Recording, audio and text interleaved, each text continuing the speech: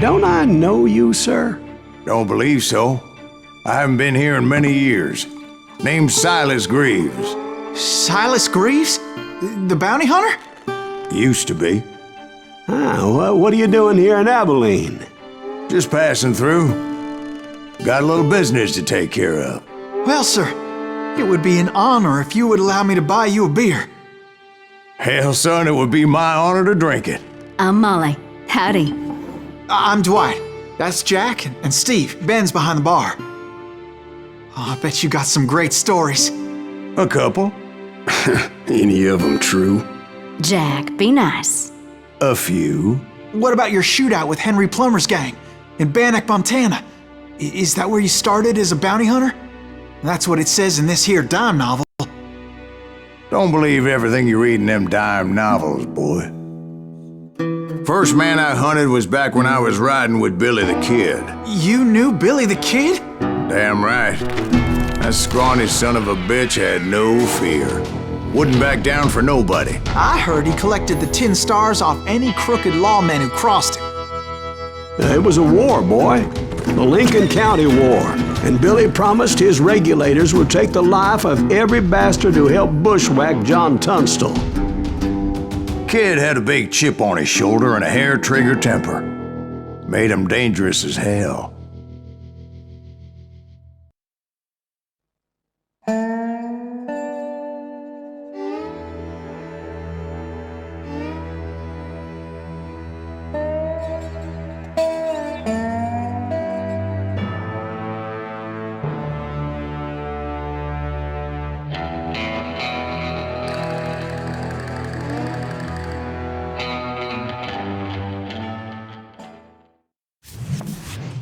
It was about 30 years ago.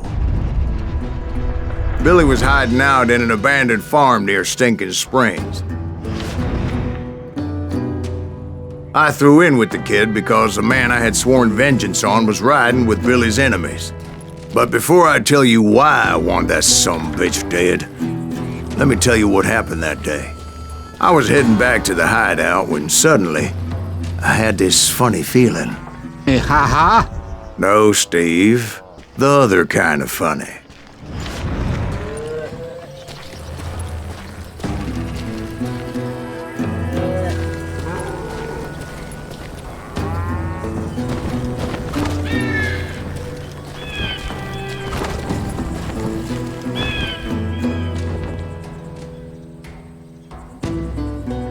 You heard Pat.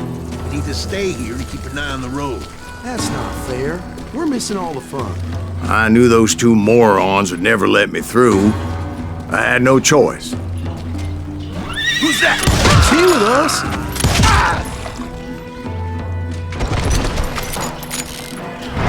Was it Pat Garrett's posse? Oh, yeah. I heard the shots and I knew I had to move fast. Fire at will! Spread out, goddammit! Garrett and his They're army of coming from the deputies had rear! surrounded the entire homestead. I decided to help Billy and the boys out a bit. So that's just what I did.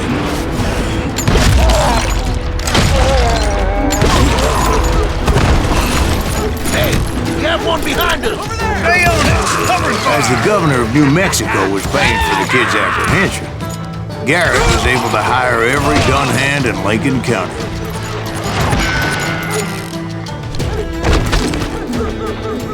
I'm putting you down!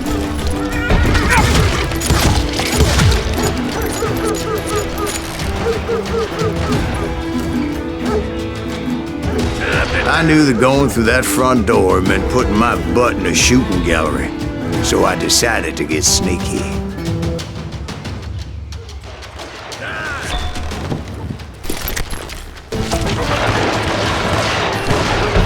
Watch out! One of them! God damn it, he's right behind us!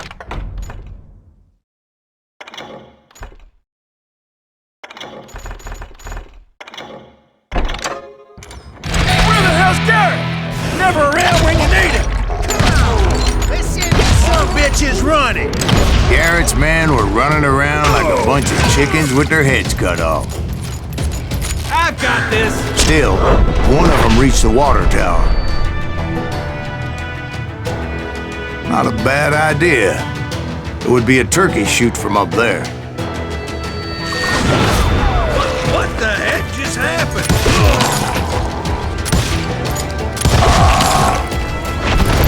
Luckily, these shooters Garrett hired weren't the sharpest tools in the shed. A lot of them were saddle tramps or sod busters or drunken drifters looking to make a few bucks. Mono, amigo!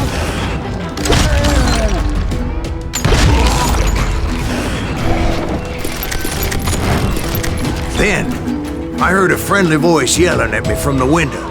Back door! We'll cover you! Try aiming, you idiots! Truth be told, things weren't much better behind the house. I cut their numbers in half, but that just made the ones that were left twice as mad. They made up for their lack of skill with a seemingly endless supply of ammo. It was a bit of a slog, but I finally fought my way around the back of the house. And like that, I was inside, none the worse for wear. I passed Dirty Dave, and upstairs I found Billy and Charlie Bolton. Track!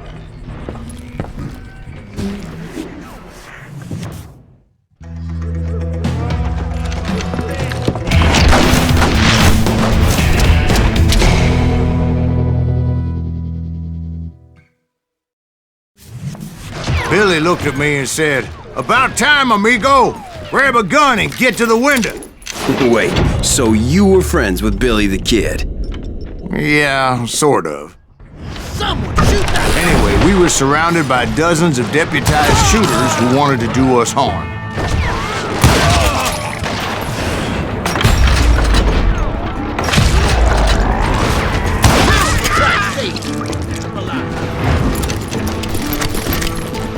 I'm telling you, Garrett's men were dropping like flies, but they just kept on coming.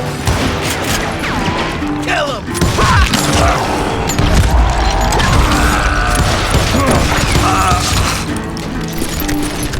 That's when Charlie got hit. "They're catching us in a crossfire," shouted Billy. "Get to the other side!" Take the ball line!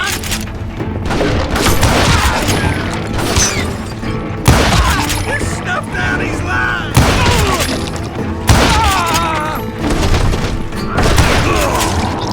Where'd he come from?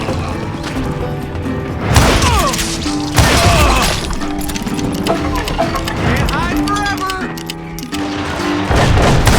What? Can't hear you!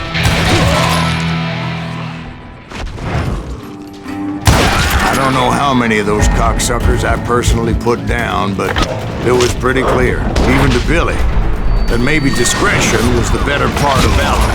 What's that mean? It means that it was time to cut and run. "They got a Gatling," Billy shouted. "Get the horses and bring them round back. I'll draw their attention." He directed that order at me, and I thought, why the hell do I have to do it? But I went anyway. Dumbass that I was back then.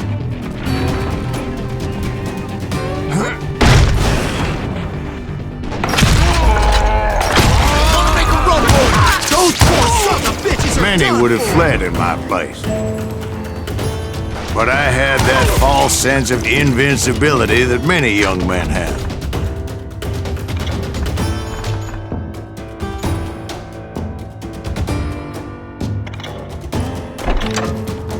Like Jack here. What are you saying, old man? Jack, he's just joshing with you now. Yeah, he better be. Mr. Greaves, please continue. Please, call me Silas, ma'am. Now, where was I?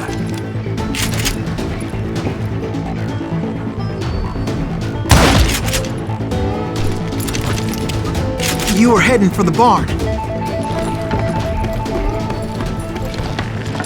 Gonna cut you, boy!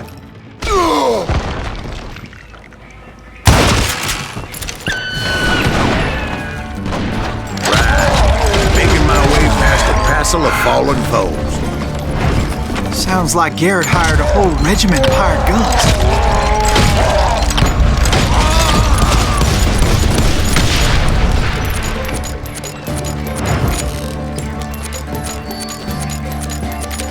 Yeah, and just when I thought I was done with them, more of these hapless bastards would pop up.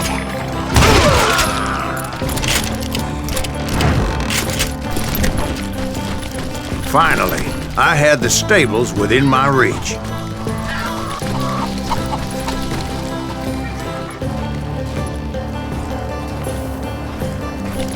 And that's when I met Sheriff Pat Garrett. I read that you went toe-to-toe with him, sir.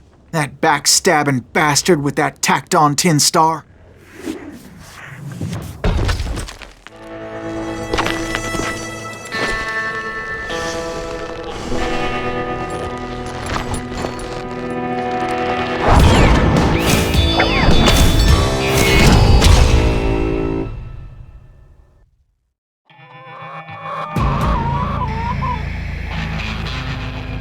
You challenged him to a showdown.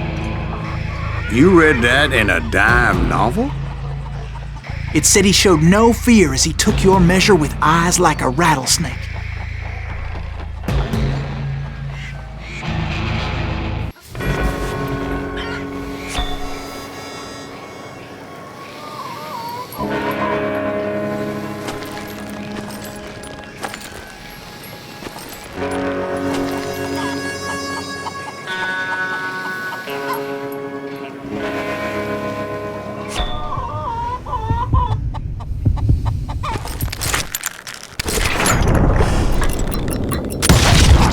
And that you killed him in a fair fight. Is that what that penny dreadful said? No, boy, that ain't what I meant when I said I met Pat Garrett. So let me start again. I finally reached those damn stables.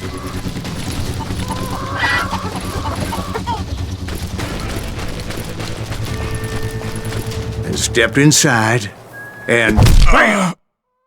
Last thing I heard was Garrett's voice.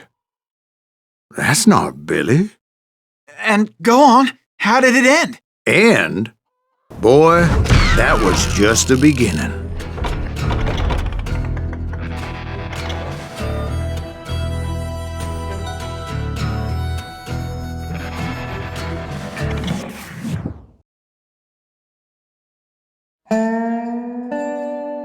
So what happened? Did Garrett arrest you? Yeah, after I came to, the bastard had clocked me with his Colt.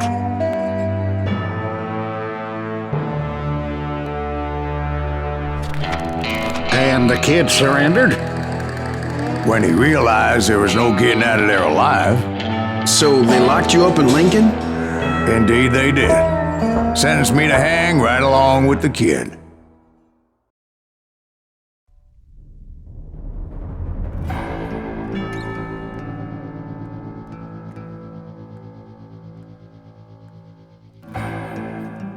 It's important to know that I was only riding with Billy so I could find the bastard I was after.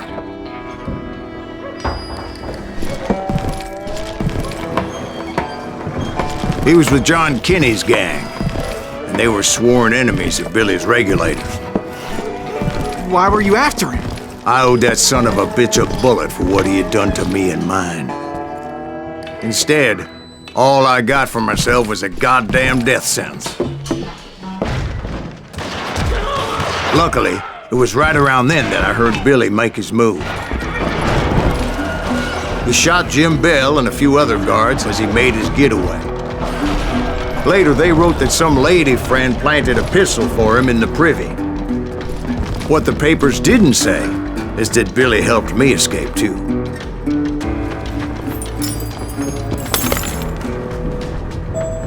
My first order of business was finding a firearm.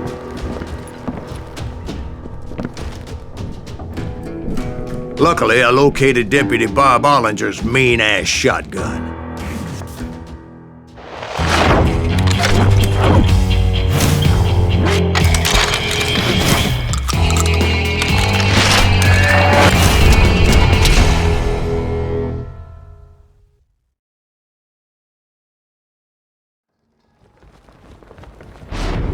I saw Billy through the window, and he yelled that I should take to the rooftops to make my escape.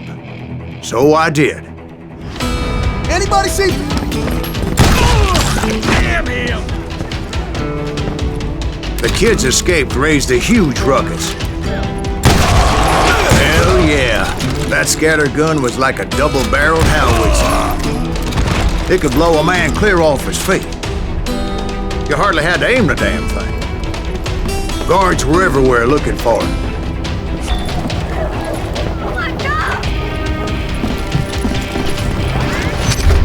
I had to jump from roof to roof like a damn alley cat. I followed the planks where I could, but some of that wood was slippery as hell. The whole town was up in arms. And suddenly, I was a fugitive.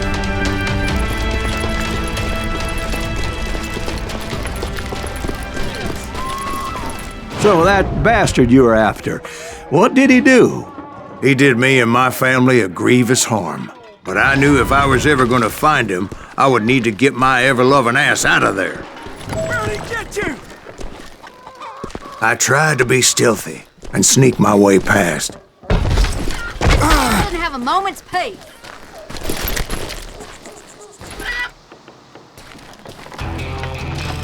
You! Okay, now. But hell if they weren't all waiting for me.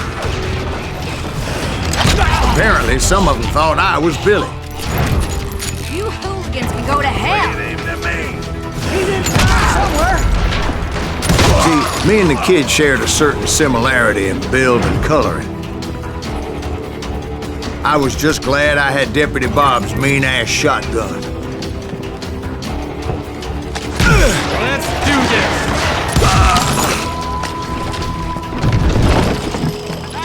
Get your heads going. Get away. So much lead was whizzing by my head, it was like everyone in Lincoln wanted to put me in the ground. I knew I needed to find a horse.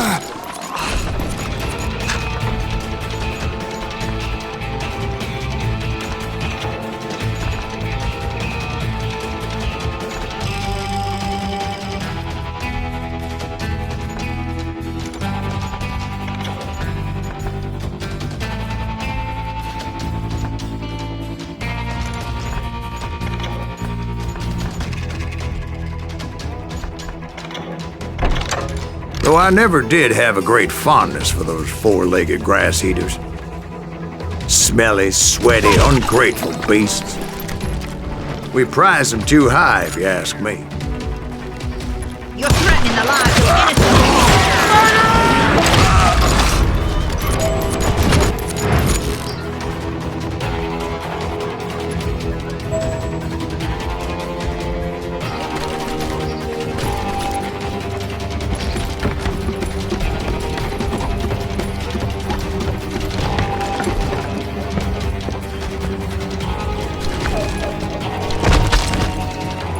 But where was the kid while you were busy getting shot at? Gone. And that's when it occurred to me why Billy set me free. For decency? So I could be a hapless decoy and draw attention while he snuck out of town.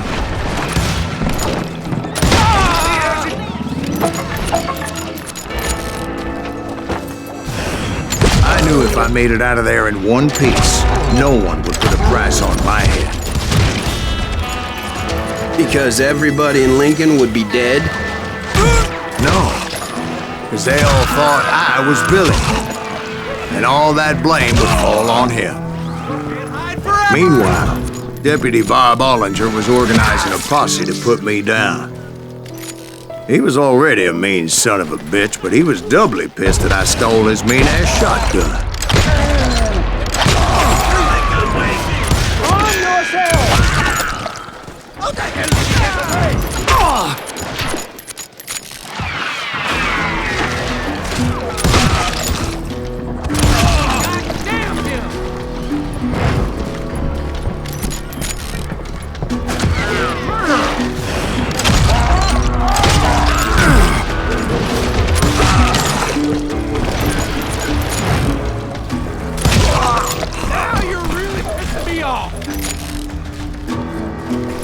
Finally, I found what I was looking for. The stables on the edge of town.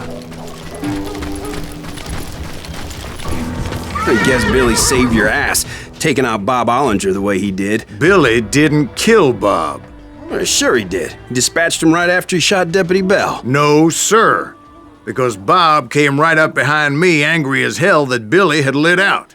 "Hello, Bob," I said. "I think you better let me go." And he says, "I don't think so, boy. Not with my shotgun."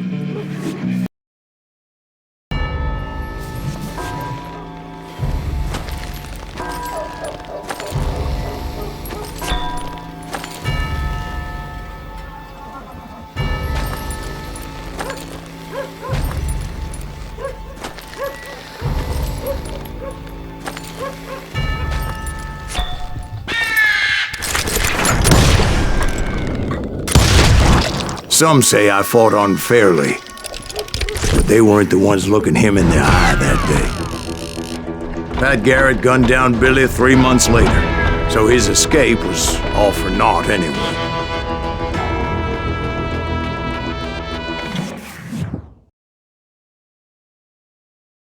So where'd you go after Lincoln? Mexico. Until I realized nobody was looking for me. I ended up taking a job at the Rurales. The Mexican Rurales? I was hired to help them track down the cowboys. The most vicious outlaw gang in Cochise County? Curly Bill Brocious? Johnny Ringo? Led by old man Clanton himself. They must have paid you a pretty penny to take them hombres on. Not really. But truth be told, I had my own reasons for going after those boys.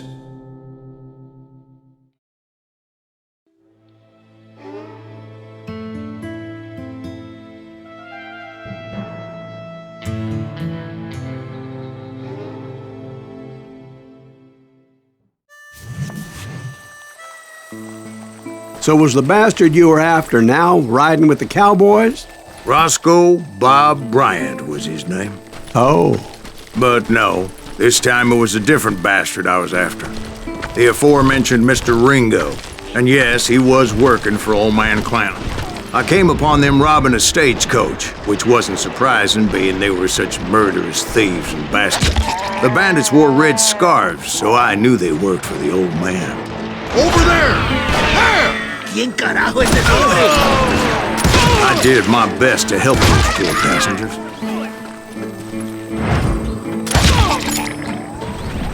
Come on out, you yellow bastard! Moments later, the attackers were dead, and I checked the stagecoach to see how many passengers were still breathing.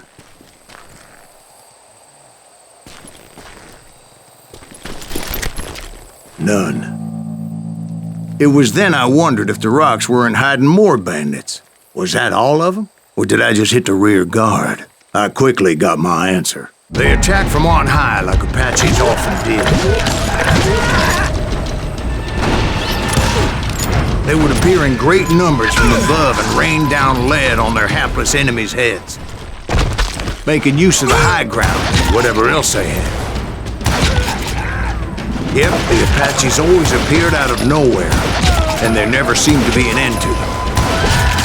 Hold on, were you attacked by Apaches? What happened to the cowboys? Did I say they were Apaches? I said Clanton's cowboys attacked me Apache style. I was in a pitched battle, but I was holding my own against an overwhelming enemy force. See, at the time, I was still pretty green and would often blunder into regrettable situations.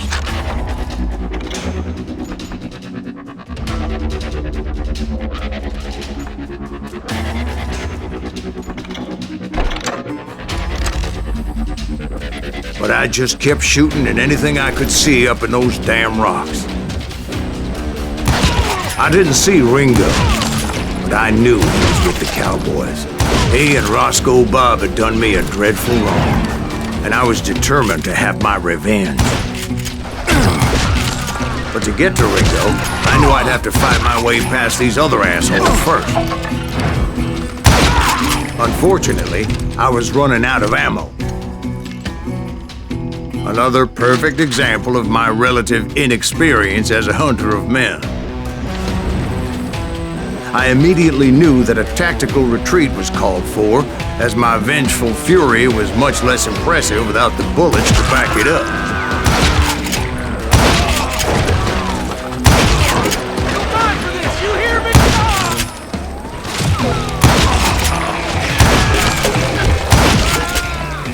Finally, they managed to corner me.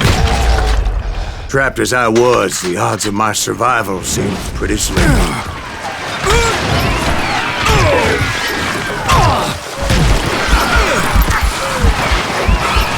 Luckily, serendipity was on my side as I suddenly spotted a way out of my predicament.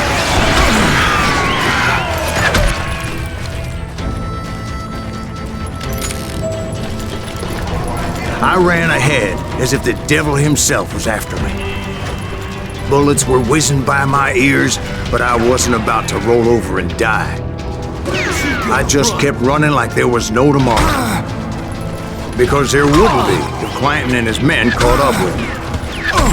As I was scurrying around those caves, I thought, what was I thinking?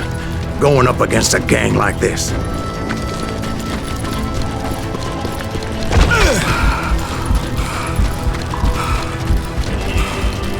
I just kept running, not knowing where the hell I was going.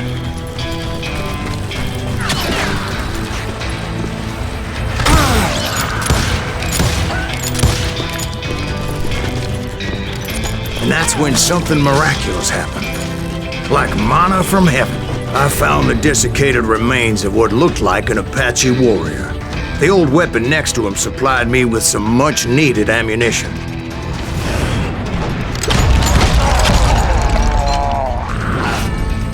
Pat Masterson once told me it was more important to be lucky than good, and he would know.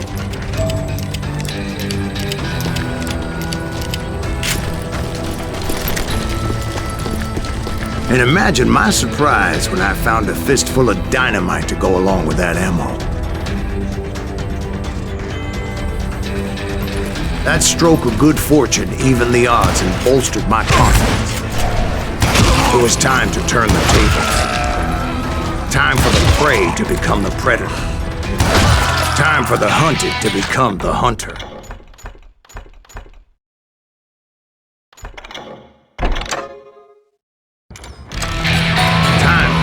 All right, Jesus, we get it. They were right where you wanted them. That's right, Jack. I was done running, and the old man's boys were not expecting that. No, sir. I came at them like a wildcat. My fury knew no bounds. It was finally time for that old man to pay for his sins.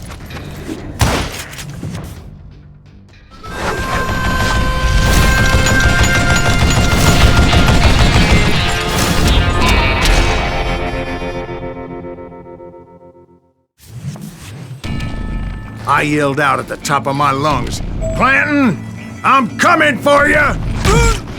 A little stealth might have made more sense, to be perfectly honest. Because that old fool had a Gatling gun and enough bullets to last him till kingdom come. But I knew I could not let that deter me. Not if I was to find and kill Ringo. I needed to get that old man off that gun.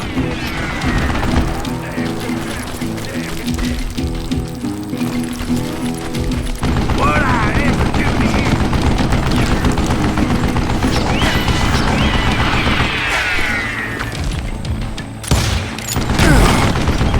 You want stupid on me?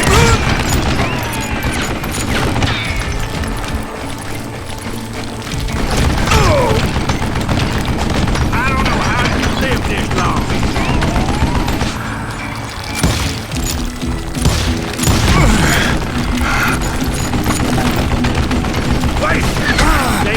Most everyone thought it was the Juarez who had come up against him in Guadalupe Canyon, but it was just me.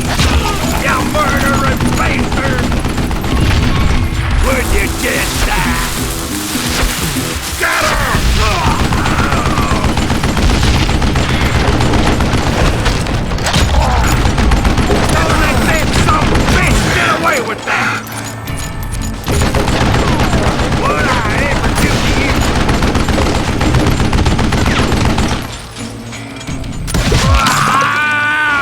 Apparently, one of the cowboys made it out of there alive and told Ike and Billy Clanton that it wasn't a Mexican who took their father's life that day. They just assumed it was one of the Earps, and that little misunderstanding eventually led to that legendary gunfight at the OK Corral.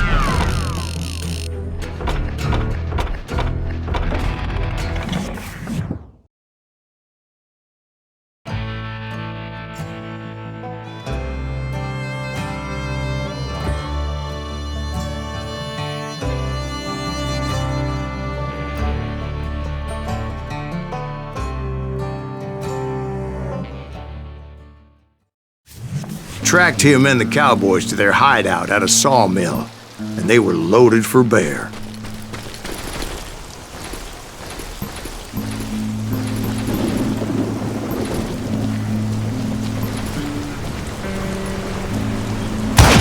So, what exactly did Johnny Ringo do to piss you off? Well, him and that other bastard. Roscoe Bob Bryant? Yep. They both deserve to die, and I promise I'll tell you why. But first I need to tell you about the Cowboys' new boss, Curly Bill Brocious. Earth's coming! Get ready, boys.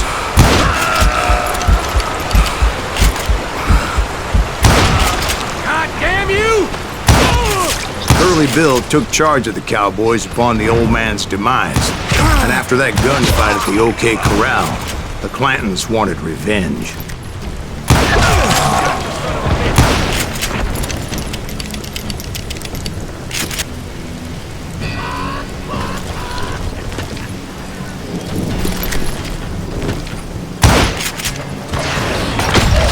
So they murdered Morgan Earp and grievously wounded his older brother, Virgil.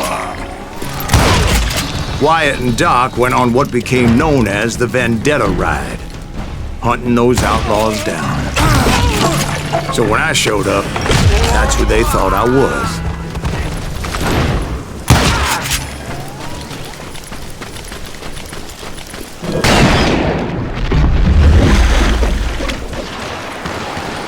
Killers around every corner, all wearing red bandanas. But I wasn't about to let Ringo walk away unscathed, and that's what drove me forward. They say that Ringo was infernally fast. I hardly saw anyone faster, boy. Certainly not Wyatt Earp. That man was all hat and no cap. Send him to hell! Earp wasn't much of a match for him, but Doc Holliday might have taken him.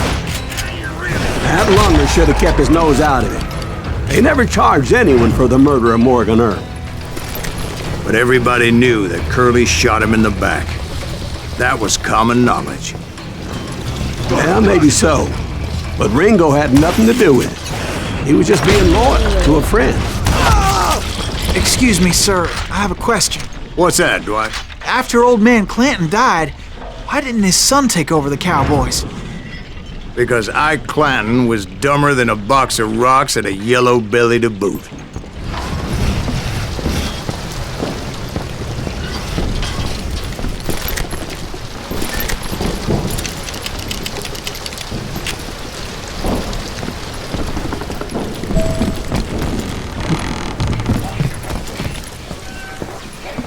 Now, where was I? Taking down the entire cowboy gang single-handed. Indeed I was, Jack. Shot Bill!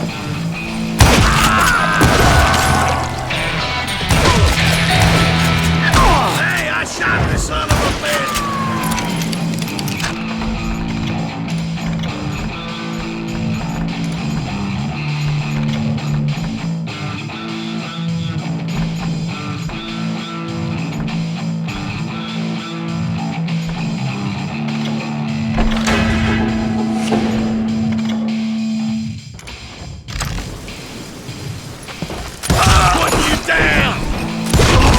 Though it wasn't easy, as those boys had good cover.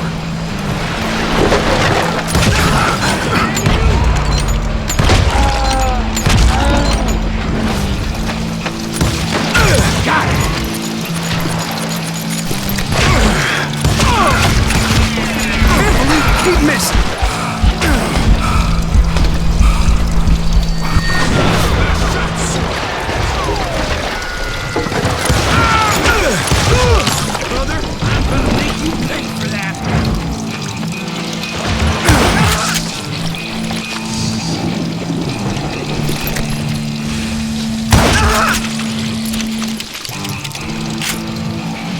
Face me, you coward!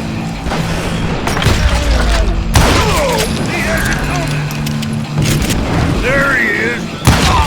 Can you shoot around corners?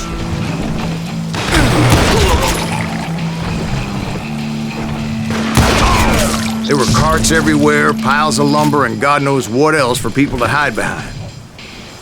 That really was one hell of a sawmill. Quite an impressive operation.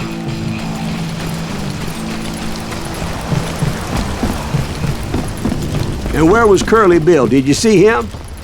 I'm painting a picture here. There was this beautiful waterfall and a crystal clear stream that led to a verdant valley that was truly... Consider your picture painted. What happened next? Well, finally the bastards that were still alive made a last stand.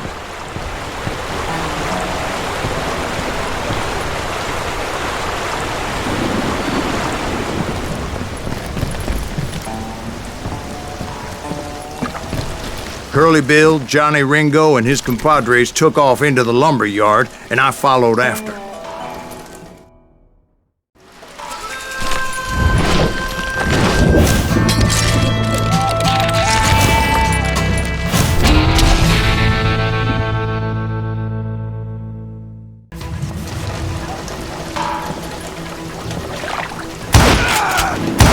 Let's see what you got!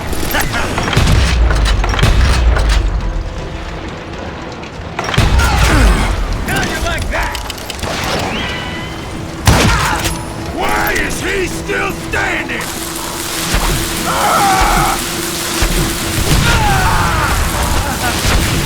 Damn!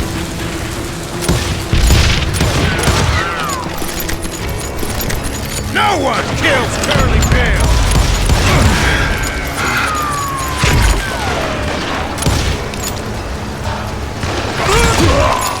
Son!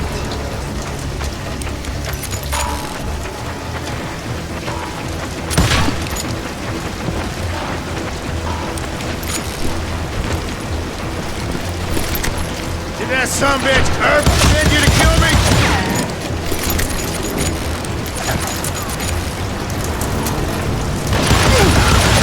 Time to kiss your ass goodbye!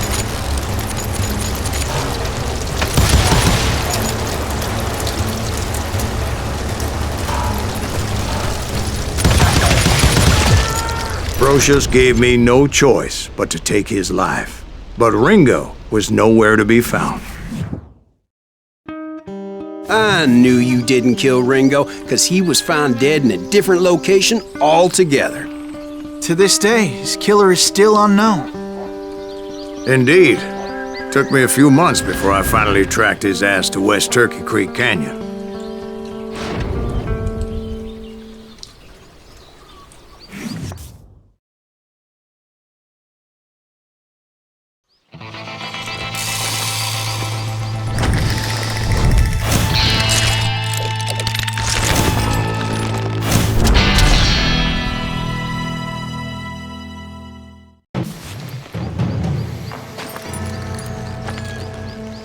That's incredible, sir.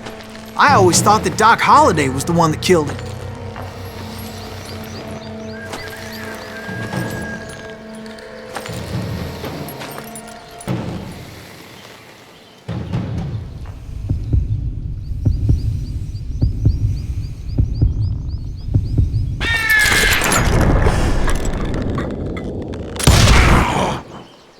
Sorry I had to ruin the legend for you, boy. But the legend ain't always true. Doc Holliday had nothing to do with the death of Johnny Ringo.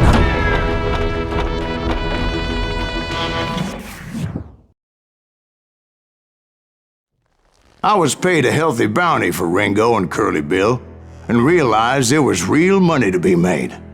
That's why I went after Henry Plummer.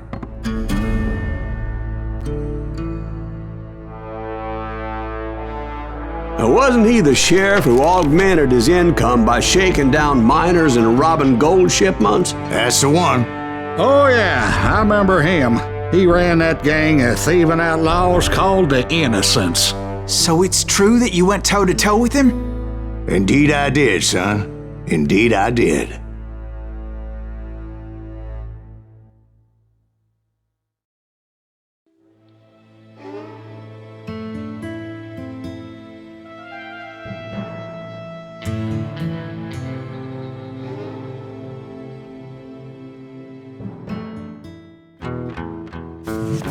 I knew I needed resources if I was going to track down Roscoe Bob Bryant.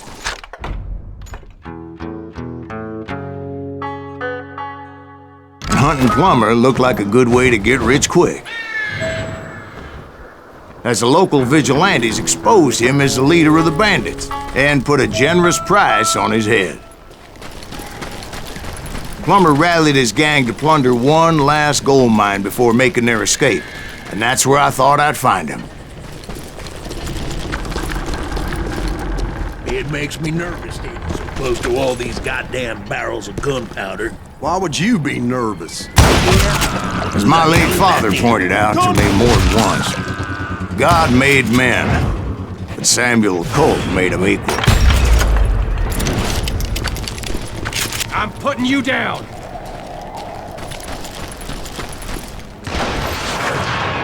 How you like that? See you with me!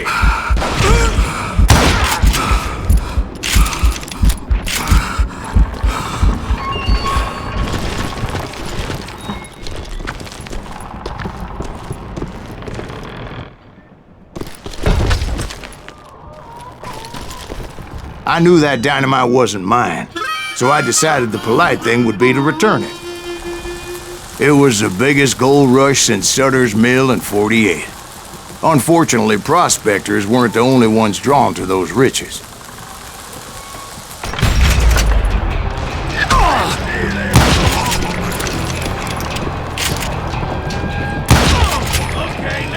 There were thieves and killers, robbing travelers and hijacking gold shipments. Like those that ran with Plummer. Some were just regular folks I knew from town, drawn by greed and easy pickings. Charles Crow, the blacksmith. James, who worked in the stable. Sam and Jeremiah Barber, the butcher's sons. Ordinary citizens who lived a double life. Of course, the rest were veterans of the Civil War. Stone-cold killers trained on the bloody fields of Shiloh and Antietam. Plummer had a lot of men on his payroll. A hell of a lot. That son of a bitch pretended to protect the public with one hand while stealing them blind with the other. He set up a defensive perimeter which I had no idea how to breach.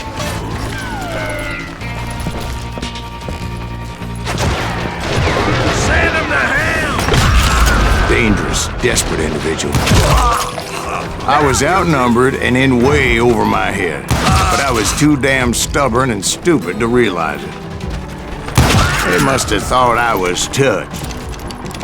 I thought I was some kind of hero. I finally made it past and headed on to meet my destiny. But first, I had something I needed to figure out. I had a few ideas on how to get into that mine, but once I made my decision, I knew there was no turning back. So my first thought was to enter the nearest mine portal. I saw an entrance. Made sense. It was the quickest way in, but that also made it more dangerous, as there would undoubtedly be enemy pickets posted along the way.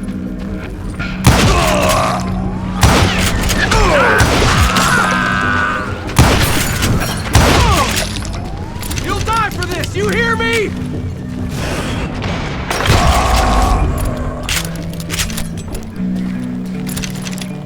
Besides, Once you enter a mine like that, it's easy to get all turned around. Know where you're hiding? And that confusing maze of corridors wouldn't even be the worst of it. Some of those shafts could be as deep as hell.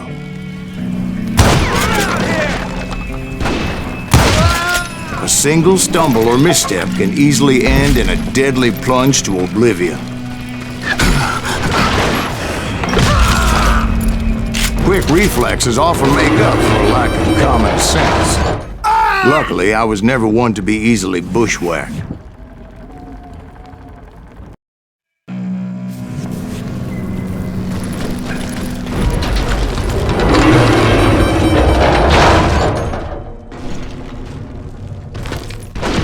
I would just need to be careful not to blow myself to kingdom come. It's all out! With all that gunpowder and dynamite everywhere, a body has to know what he's shooting at. You can't hide forever!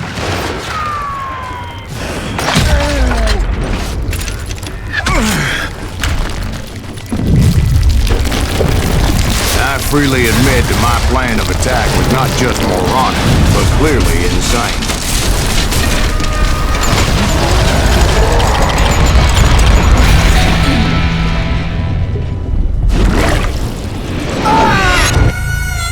It's a good thing that I abandoned that ridiculous plan before I even tried it. Instead, I spotted a ladder, a way into the mine from the opposite side.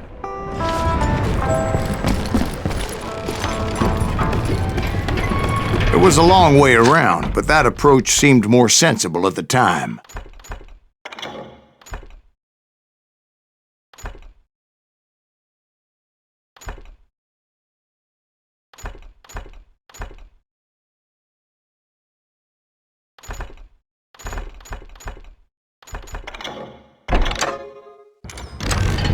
Of course, being I had a problem with heights, that scaffolding scared the bejesus out of me.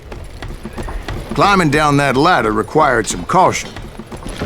Because even though I had a younger man's reflexes, no man can dodge a damn bullet while climbing down a rickety ladder. I needed to make a leap of faith.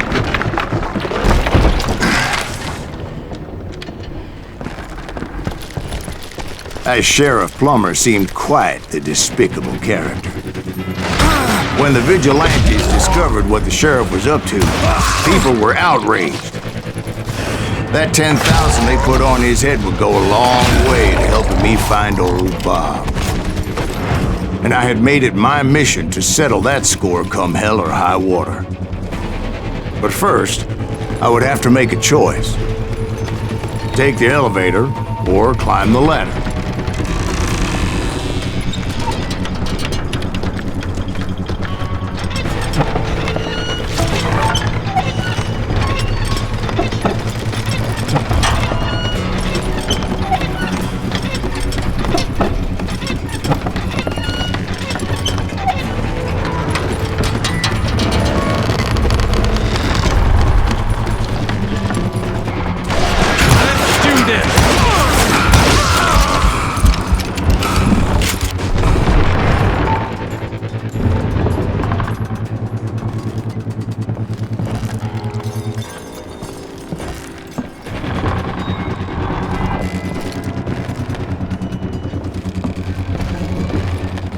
Plummer was a mad dog killer, and the people of Nevada City deserved better.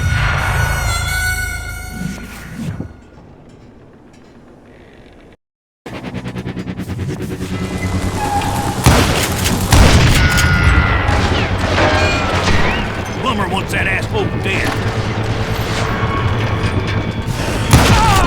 Right, well, he was the sheriff of both places at one time or another, but that's neither here nor there. The point was, taking him down would save a lot of lives, including my own.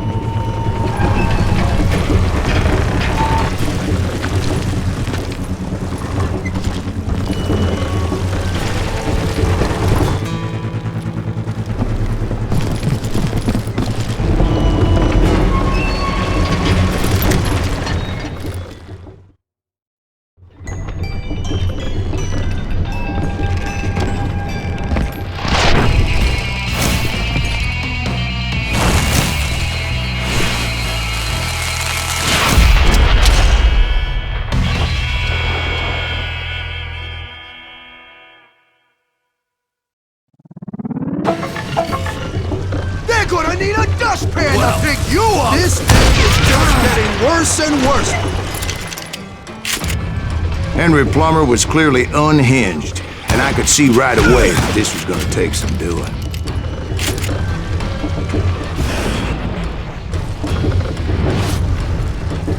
You ain't taking me!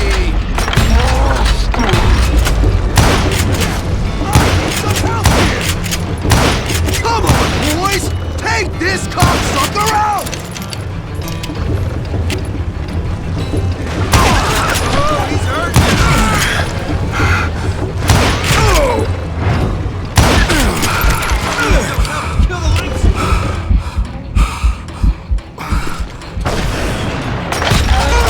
I'm gonna shoot you dead!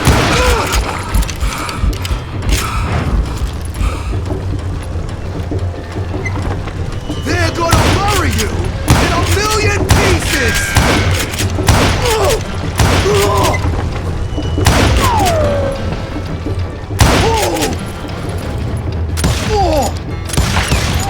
You're dead!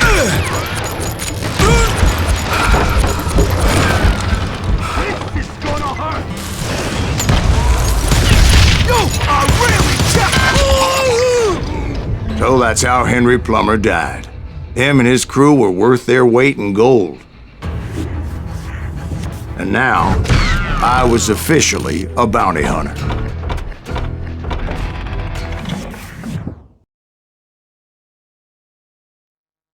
So, did you finally go after that Bob feller?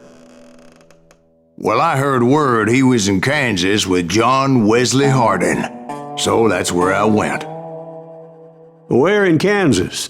Abilene. Why do you ask, Ben? No reason. Was Hardin as fast as Ringo? Ringo was fast, but John Wesley was as fast as the devil himself.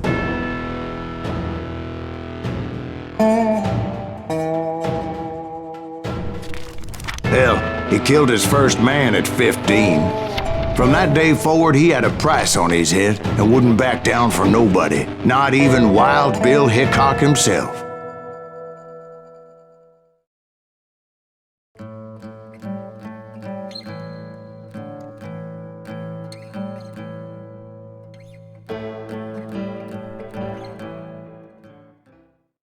I dodged death many a time, and that night in Abilene was no different.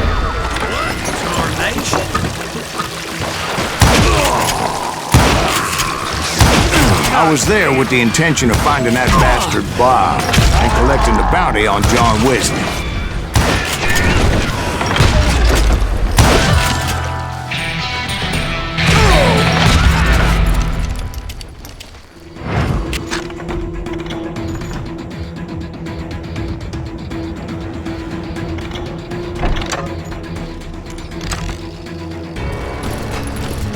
I thought the Texas Rangers got hard. Yeah, that's what they want you to believe. It was cold in a witch's tit and a brass bra that night as I fought my way past his loyal compadres.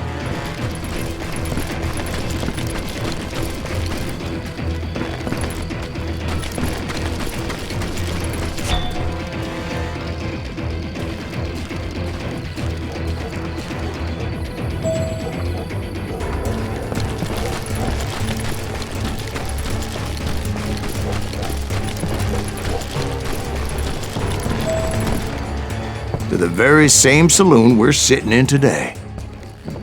Look around and imagine this place painted in blood. Hardin was waiting for me, and...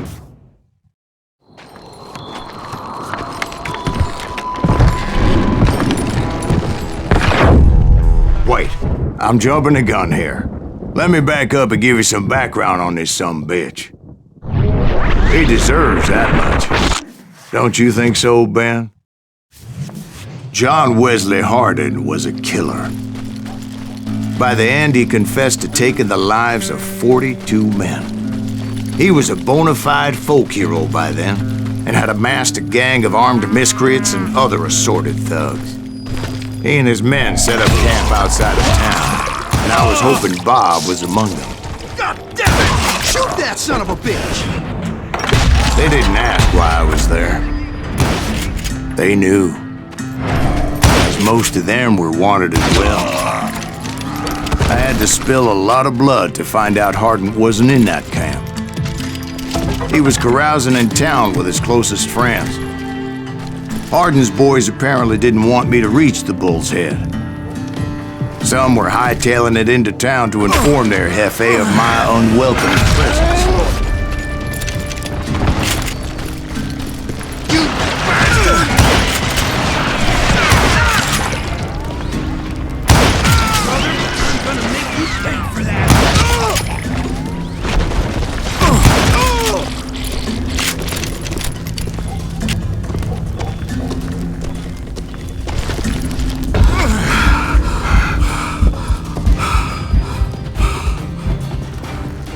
Some bitch! Let the boys know we got another law dog.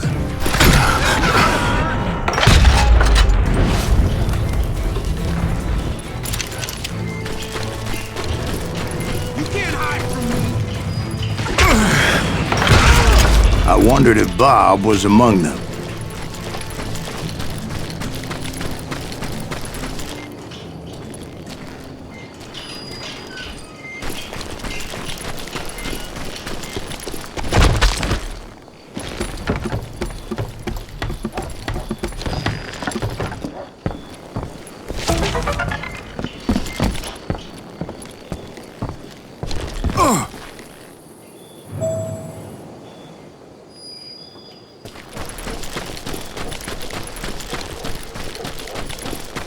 And I steeled myself for the fight ahead. For as good as I was, deep down I wondered if John Wesley wasn't just a little bit better. Before I could test my mettle against Hardin, however, I would first need to dispatch his cadre of hired killers.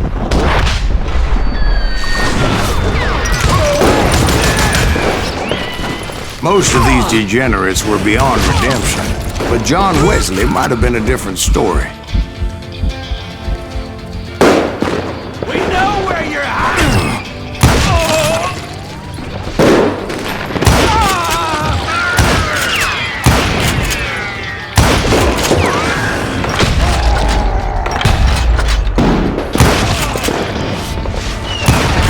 I didn't learn until later that that night was in fact his birthday celebration.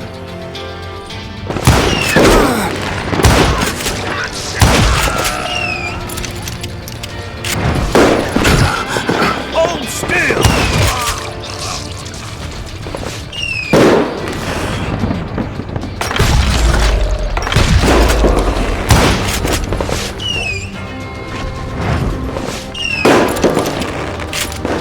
I'm putting you down! God damn you! I think I already mentioned that I found Hardin in this very saloon.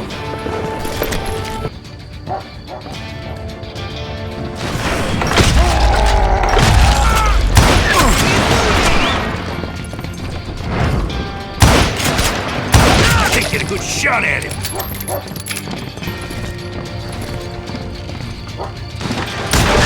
Brother, I'm gonna make you pay for that! Watch where you're shooting! I shot this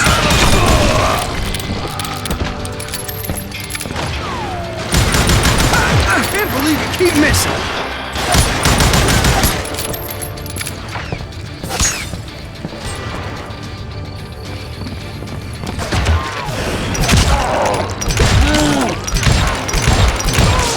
I was disappointed that neither Bob nor John Wesley were among the dead. But that was short-lived, as a moment later I was facing down the fastest gun in the West.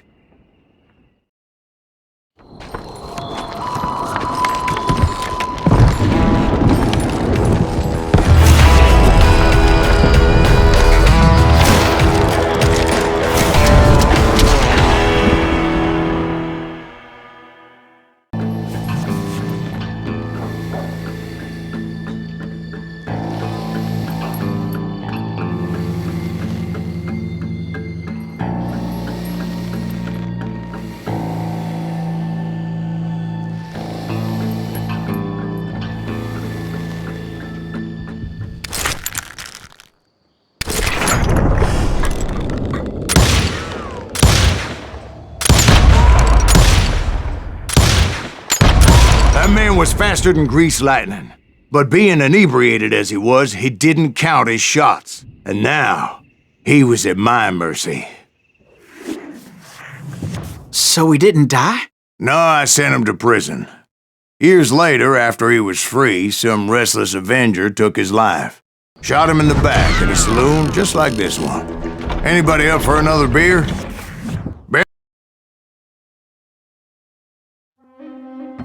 Thank you, darling. Yeah, some say revenge is a dish best served cold. So whatever happened to that Bob guy you were after? Personally, I'd like to hear some of your other adventures. Like, I don't know, did you ever go toe-to-toe with a red man?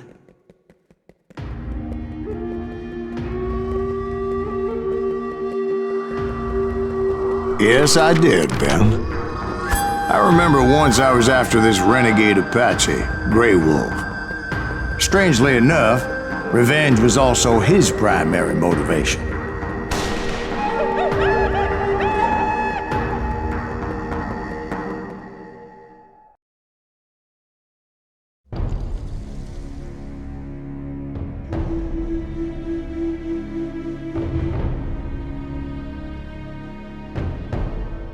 A bounty was put on Grey Wolf's head, and that's how I came to hunt him in the mountains. Mountains so high they tickled the nether regions of heaven.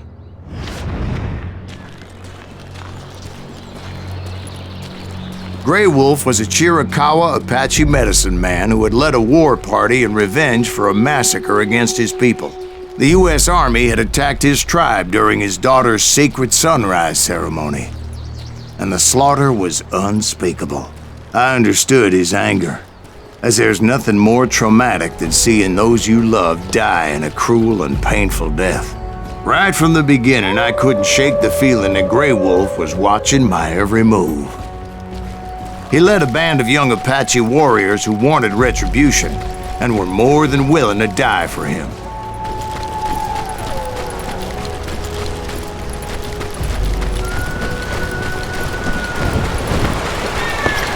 They saw me before I saw them.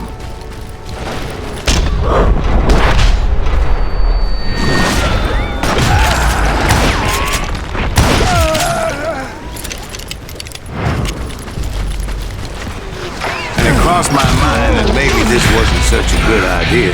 But now that the shooting had started, there was no backing down.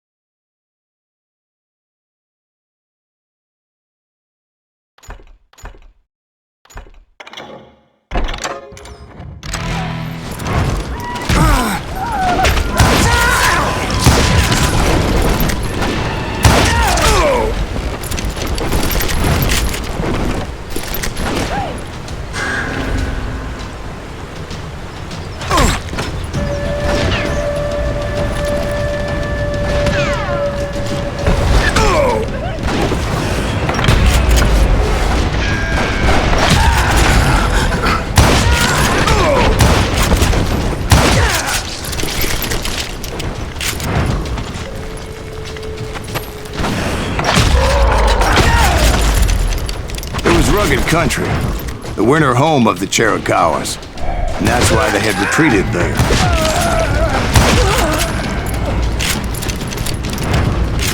I admit to having some regrets about going after them the way I did. But then again, I got a lot of those.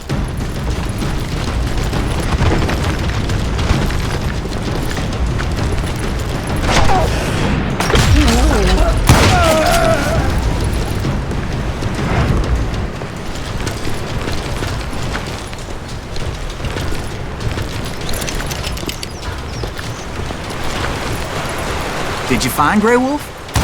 Not at that moment, but I did find the entrance to their hideout.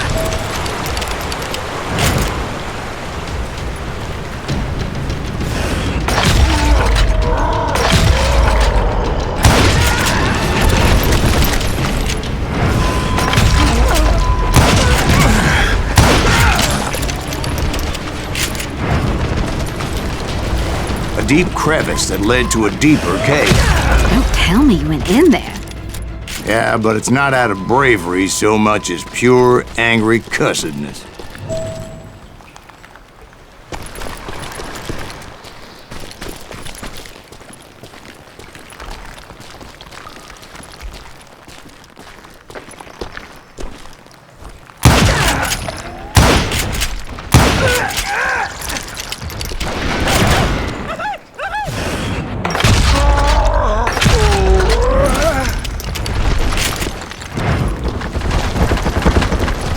See, back then, I had a stubborn streak a mile wide, and I wasn't about to back down. So it was like pitch black in there? Actually, it was pretty well lit, as they had torches on the walls.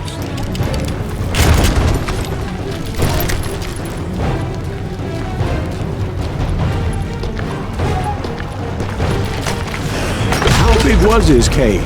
Big as hell, Ben. Chiricahua had hid out there during the Indian Wars.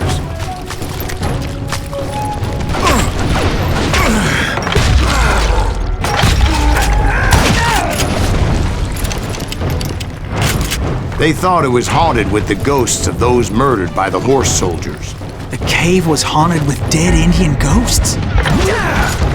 To be honest, I was more concerned with the live ones than the dead ones.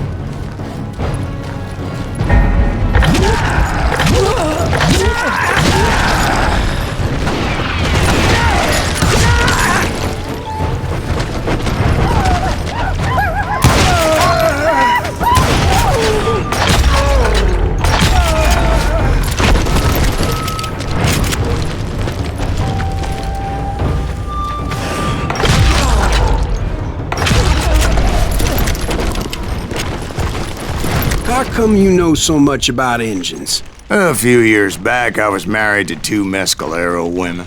At the same time? Yeah, they were sisters. Polygyny is traditional among the Mescalero. So what happened? Oh, I had to get out of there. Those girls never shut up. I came upon this flooded grotto, and that's when I saw him. He came to me unarmed and unafraid. His voice echoed in the shadows. And I sensed he meant me no harm. You carry great darkness in your heart, and if you do not release it, it will claim your soul. The sound of his voice put some kind of ancient Indian spell on me.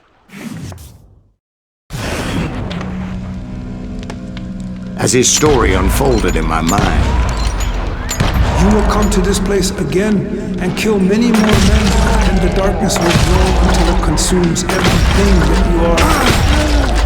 The soul would have no rainbow, the eye had no tears. he said I was a great warrior, a coyote man, unequaled by any other pale-faced warrior, or something like that. The snakes will bite shadows of your past until a venom poisons your heart, and an echo of the song of the dead summons the spirits deep from within the mountains. I didn't quite get what he was saying, but there was definitely snakes. And indeed, his warriors surrounded me and attacked me like hungry wolverines. They couldn't stop me, though, and Grey Wolf wasn't in the mood for idle talk.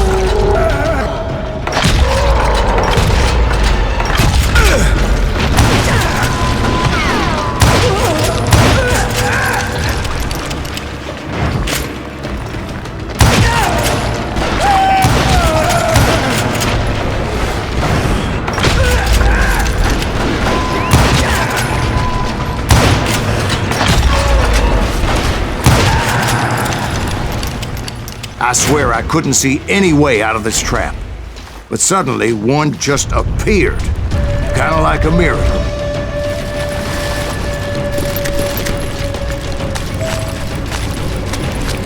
I felt like I would be lost in that damn cave forever.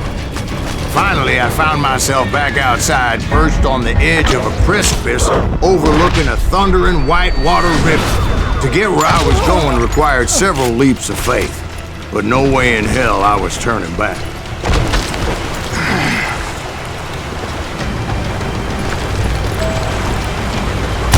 I chased after him, determined to make him explain the meaning of all that mumbo-jumbo. Mumbo-jumbo's right. Are you making this all up as you go? A few details may be fuzzy, brother, but I am relating exactly what happened to me. There were dozens of Apache warriors aiming at me from on high. Dozens? Well, maybe not dozens, but there was a lot of them. At least 3 or 4. Well, more than that, little lady.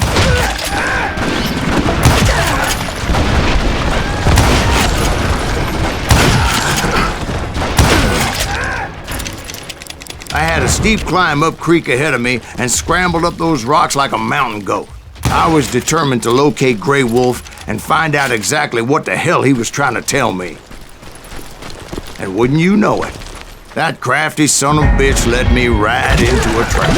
What kind of trap? Well, son, there had to be at least 100 Apaches surrounding me.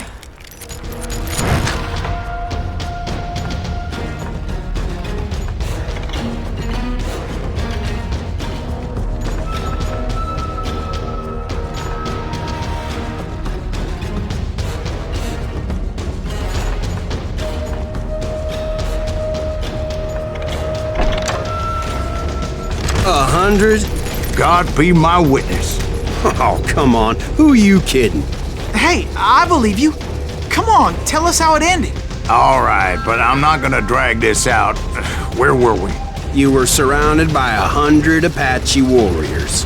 Well, I didn't take the time to count them exactly, but there were a lot of them.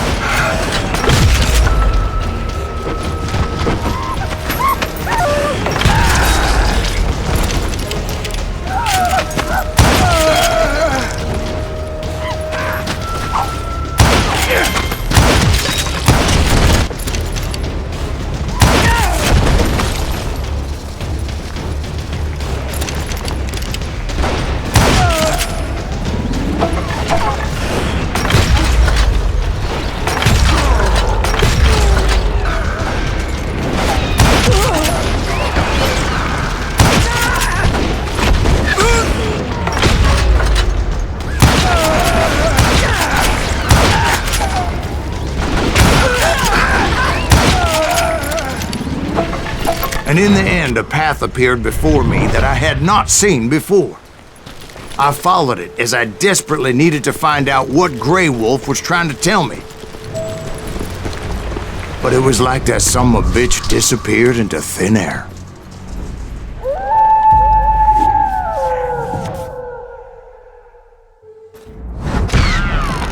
Never did find him. And never did collect my goddamn bounty. Thank you, darling.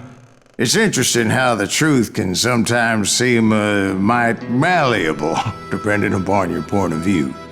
Like how those dime novels make you out to be something you're not? Jack, don't be starting trouble. No, he's right. They do tend to exaggerate. Did they exaggerate your part in taking down the Daltons? Well, I was there in the flesh, boy, so I saw what happened firsthand.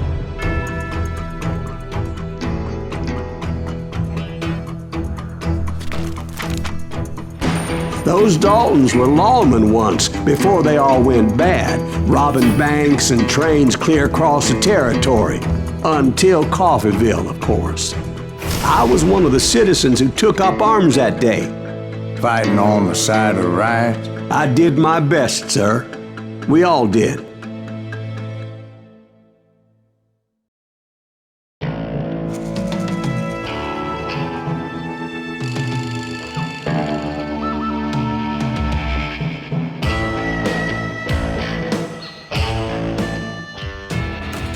It was early morning.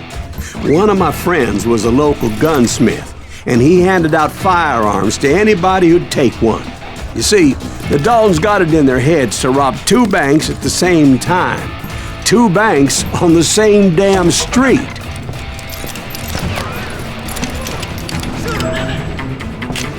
Story was Bob Dalton's girl was always writing him about how he had no ambition. Oh, you're nobody next to Jesse James, she'd say. Finally, the bastard took his brothers to Coffeeville just to shut her up. It's always the woman's fault.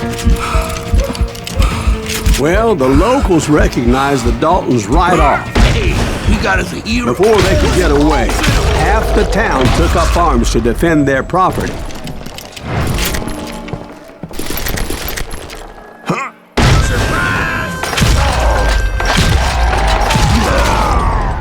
The brothers paid dearly for their stupidity, but everybody knows they had it coming. There's more to it than that.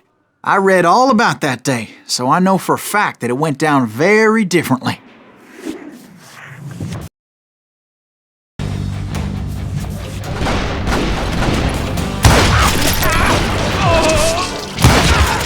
But those boys had a reputation as stone-cold killers, so the marshals took every precaution, knowing they wouldn't go easy.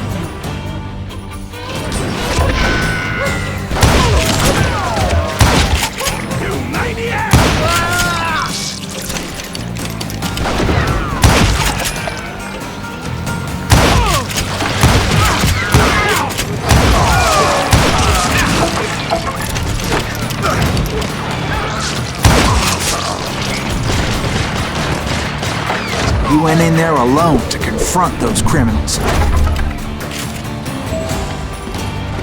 One of the marshals shouted, "Where are you going? Are you crazy?" Hey, where do you think you're going, dumbass? He saw a way to get around to the back of the bank.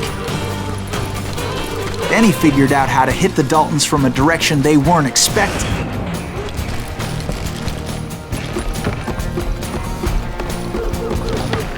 A moment later, he was climbing up a steep ladder, laughing at danger as he did. It was brave men like him who risked their lives to tame this wild country.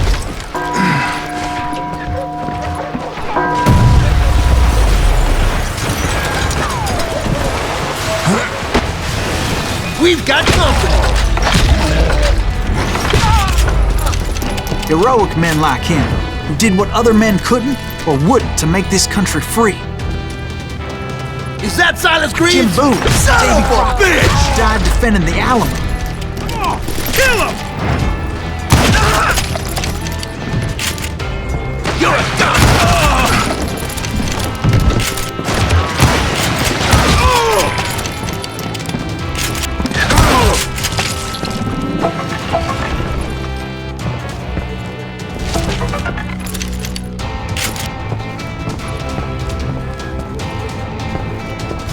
Over there!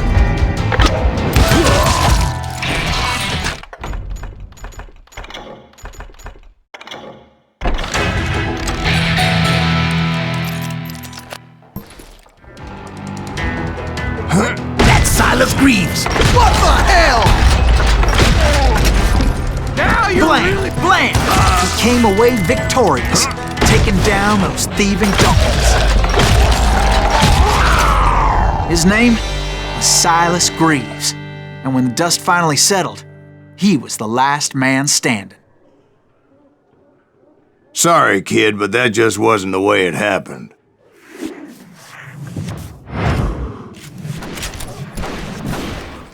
It was early evening, not high noon.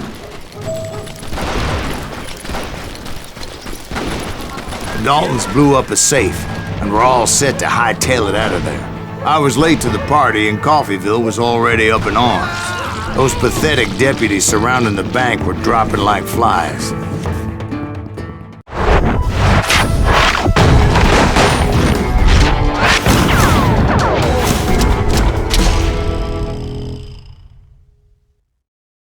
I'd been tracking those jokers for months, waiting for them to do something reckless.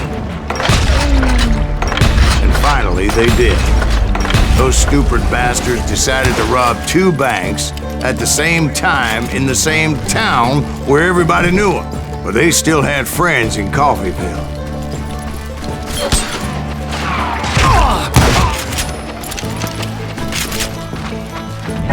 We got us a hero. Put some holes in him. And those friends came after me like a pack of wild dogs, tooth and nail. They were coming at me from all directions. I caught sight of the Daltons running with the money and didn't want to lose them.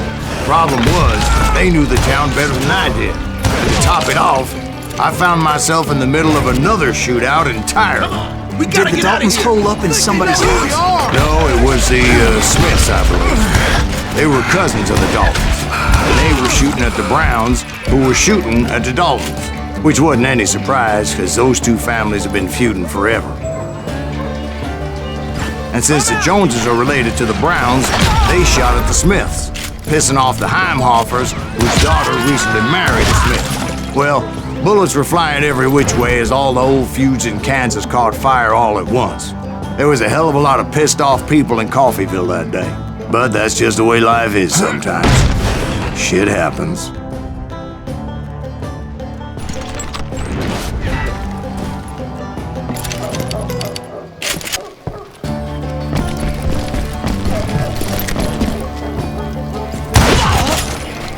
The Dalton boys knew I would never give up. Those Daltons weren't the sharpest knives in the drawer, but they always stood together. They set a trap to slow me down and allow at least two of them to escape.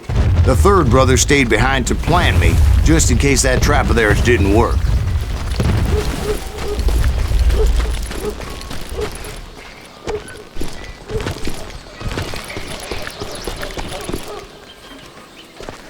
It was Emmett, the youngest, and he decided to stand his ground and face me down. I ain't afraid of you, Silas Greaves. This is where it ends for you. He was determined to protect his brothers. And I understood how he felt. Taking me on all by his lonesome wasn't exactly a recipe for a long life. I'm gonna tear you apart!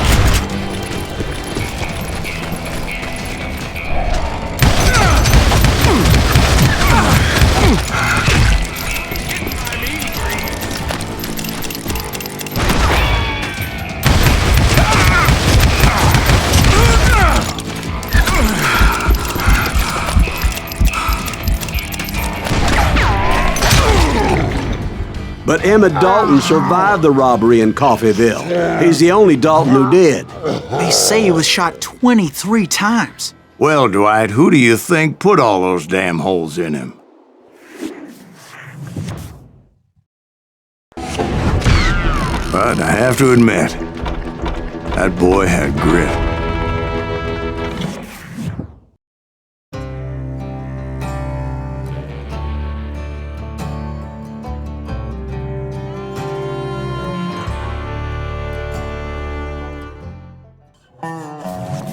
We'll get those suckers! It took me a couple of days to track the Daltons down.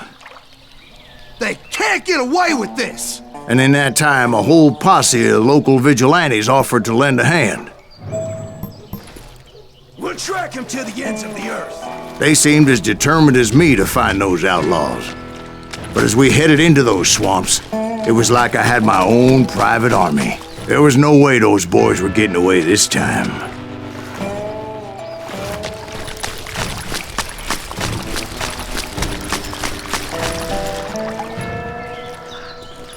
It was early fall, right? Beautiful time of year. At least you had the weather on your side. Not by my recollection.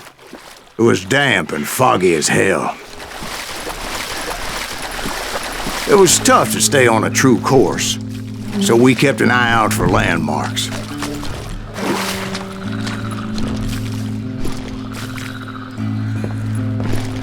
It was autumn. The maple trees were in full color. Red as blood.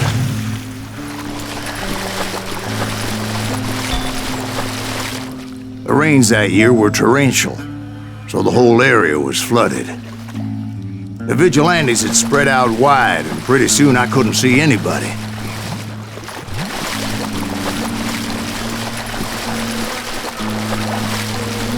Bury them in the swamp! Let them where they stand!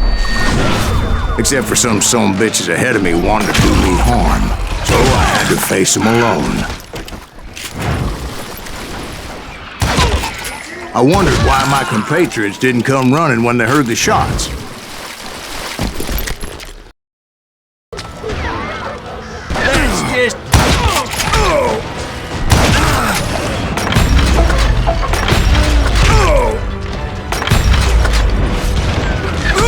Sorry, son of a bitch!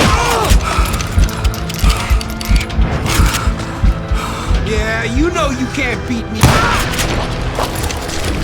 The boys had established quite a reputation by that time, so they attracted all manner of riffraff to their cause.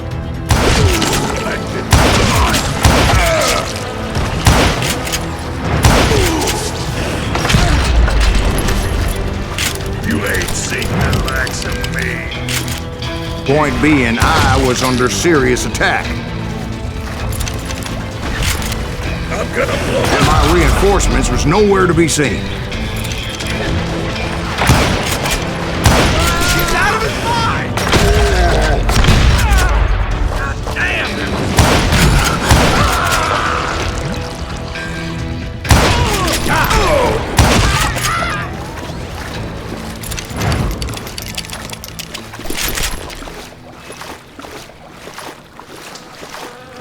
But luckily, a barn materialized as if right before my eyes. I scrambled up top to get a better view, but just ended up falling inside. So, how did you get out? The barn doors was open. About right then, I saw some suspicious characters running for the bushes. Of course, I followed them. But that goddamn swamp was like a goddamn maze, and pretty soon I had no goddamn idea where I was. Steve? So I just started walking, and pretty soon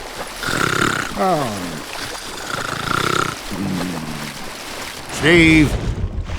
Steve! Huh? Oh, no, I'm listening. Indians surrounded me from all sides.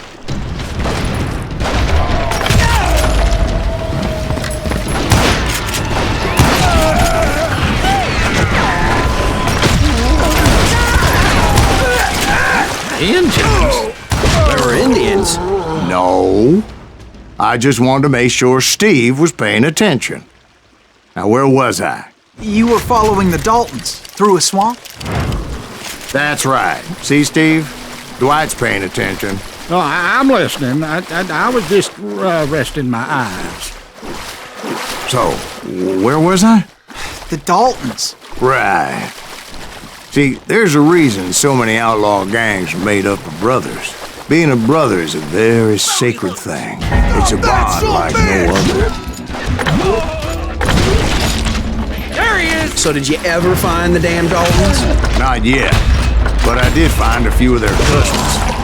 You Kansans breed like rabbits. More Smiths or Heimhoffers or who knows what. But hell, what's more important than family? I bet Ben knows what I'm talking about.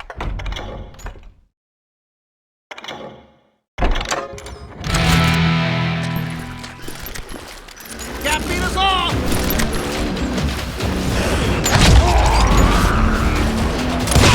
No time for this, you hear me?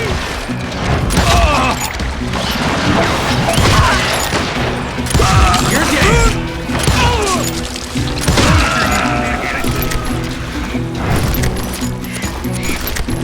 Face me, you coward! Waste your bullets. Go ahead!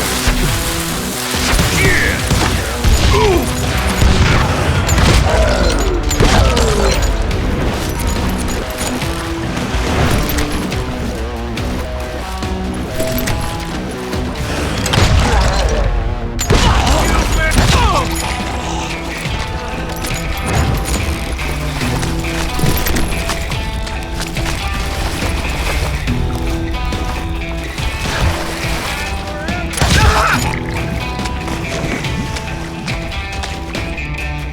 Some bitch is pissing me off.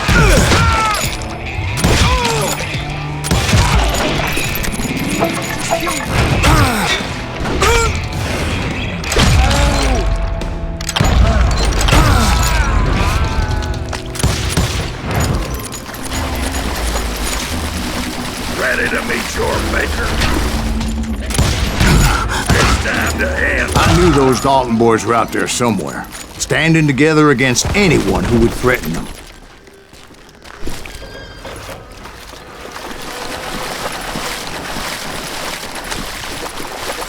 And that's when I saw it. A goddamn steamboat. A steamboat in a swamp? Yeah, Steve, but this wasn't much more than a wreck, really. But how'd a damn steamboat end up in the swamps? Guess it floated off during the flood of '89. Now, was it a stern wheeler or a side wheeler? What? Does that really make a difference, Steve? It was a steamboat with a goddamn army on board.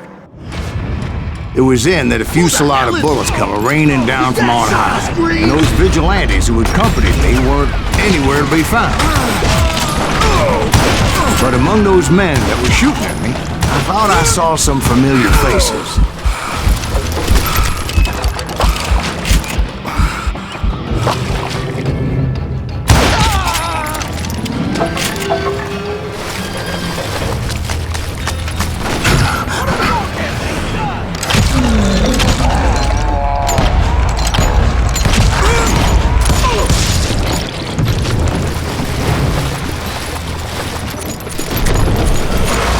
Somewhere up there, the Daltons were waiting on me.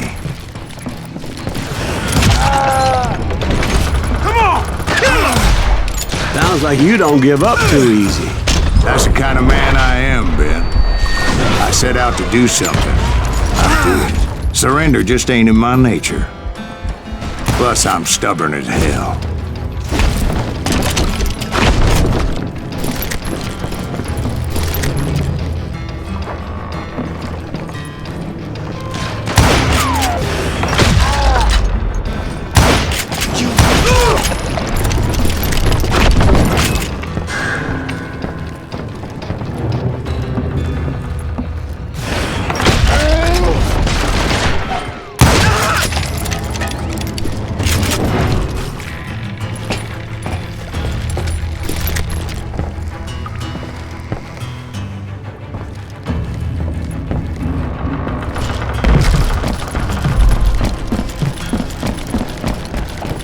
Right about then, much to my relief, the vigilantes finally arrived. Their leader motioned at a cabin in the middle of the top deck, pointing me directly at the Daltons. I finally had them, after months of dogged pursuit. But it turned out that they had me. Take him out! I'm sending you to hell!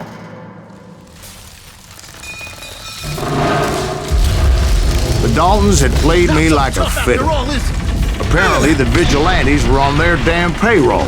They didn't just want to shoot me. They wanted to burn me alive. But finding my way out of a burning labyrinth proved to be quite a challenge. It was a riverboat, right? I mean, it's not like it was a goddamn ocean liner. Well, yeah, but I was in a Did you fight. hear about that ship that's gonna launch next year? Largest one in the world. You're talking about the Titanic. If you ask me, it's too blessed big. I don't think it'll even float. So anyway... Don't be stupid, Steve. They know what they're doing. They say that the Titanic is unsinkable. Oh, God. But getting back to that steamboat, how'd you get off it, Mr. Greaves? I took in a lot of smoke that day, so I admit my recollection might be a bit hazy. But somehow I managed to finally disembark. It was time to settle this once and for all.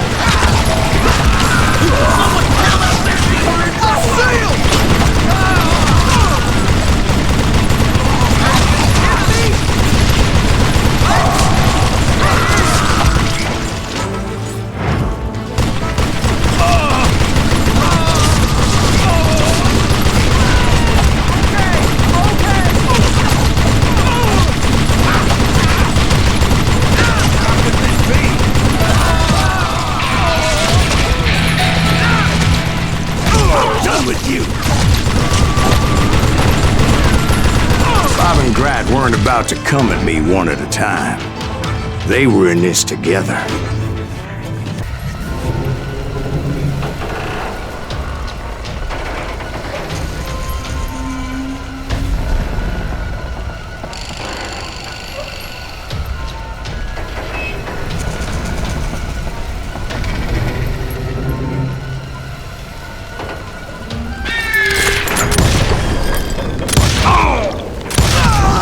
They got it wrong. A sad end for those two. If they'd only known that Emmett was still alive despite his wounds. paroled 14 years later. He moved to California and sold real estate and lived off the legend to that fateful day.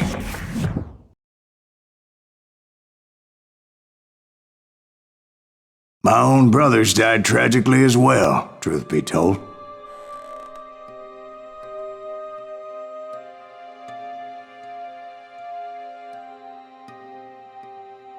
It was 1868, and me and my older brothers were pulling a tidy profit running cattle into Juarez, Mexico. One night after my brothers retired for the evening, I found a little poker game in a cantina with a couple of cowboys. And I just couldn't lose. I even won an old Spanish coin that had to be 100 years old. Well, I was mighty pleased with myself the next morning as my brothers and I rode for Texas. But before we crossed the border, those cowboys caught up with us. It was Johnny Ringo, Roscoe Bob Bryant, and another asshole named Jim. They wanted their money back and everything else we had, including our lives, as those boys didn't want us coming for them later. Bob put that old Spanish coin in my mouth and said, "I won't have it said that I left you with nothing, boy." Well, those horses bolted, and there we hung as those bastards rode away. The branch finally snapped under the weight of the three of us, but being my older brothers were bigger and heavier, they were already dead. And right then I swore to myself that I would avenge them. Ringo you know about, but Bob eluded me until I heard he was riding with the Wild Bunch.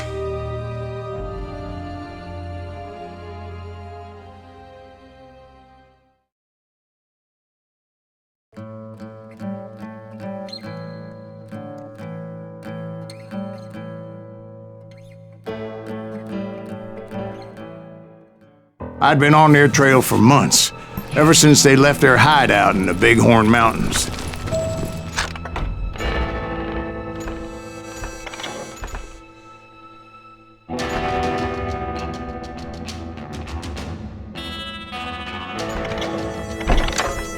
Led by Butch Cassidy. They were a loose association of outlaws who robbed banks and trains from Colorado to Montana. Among them was the Sundance Kid, and that murderous hombre I was tracking, Roscoe Bob Bryant. Were you a part of that giant Pinkerton posse after the Wild Bunch? No, boy. A circus like that would have slowed me down. Besides, I wanted Bryant all to myself. They blew the bridge with the intention of forcing the train to stop.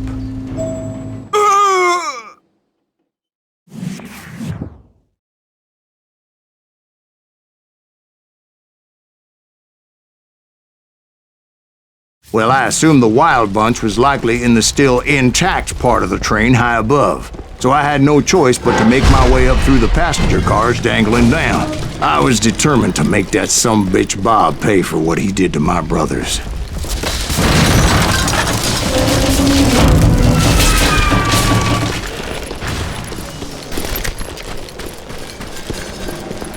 My ears are still ringing from blowing up that bridge. Well, I made my way off unscathed and came upon a few members of the gang and had no choice but to dispatch them. From there, I had to negotiate an even more precarious route. But first, I would need to get my ass out of there.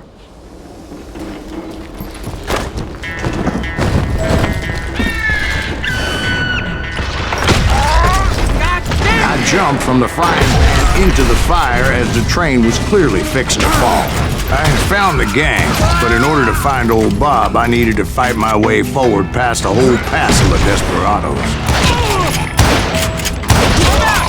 Outside, inside, any way I could, I made my way towards my prey. Well, what about the passengers? It was mostly a freight train, as I recall. There were no passengers aboard that day.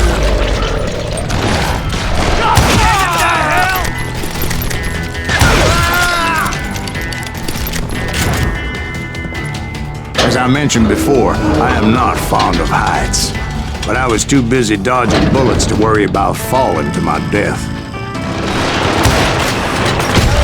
Odds were I was likely to die that day anyway, So I was determined to take down as many of those bastards as I could. At times, it was like shooting ducks in a shooting gallery. The only difference is these damn ducks shot back.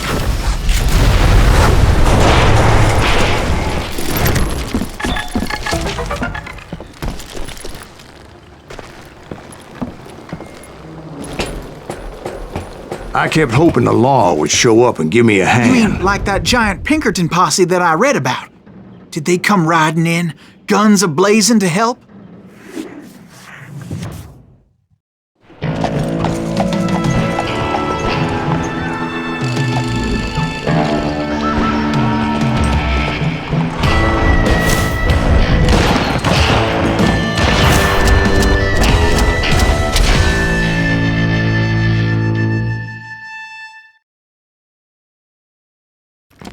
Help? From the Pinkertons? No, son. I had to fight the Wild Bunch all by my lonesome, as usual. Who the hell is that?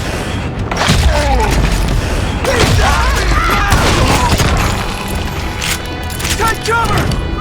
Retreat! He's killing everybody! Ready to meet your maker. He'll kill us all!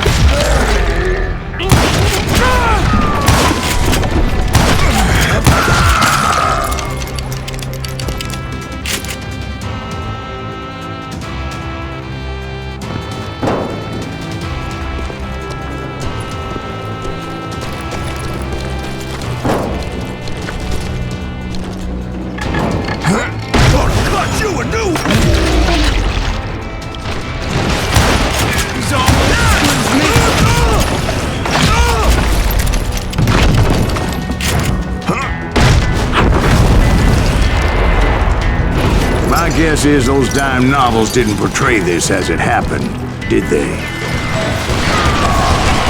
Only a few stragglers were left. I had to cut them down pronto if I was going to stay on old Bob's trail.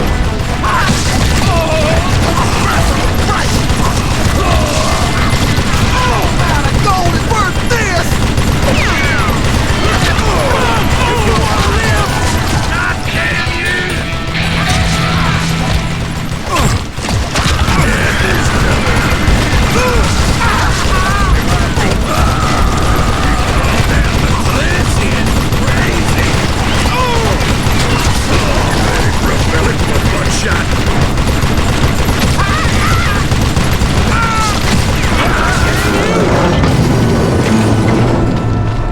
Once I silenced all those guns, I went searching for my nemesis, determined to finally have my justice. But the only survivor who welcomed me was George Flat-Nosed Curry. Who was he?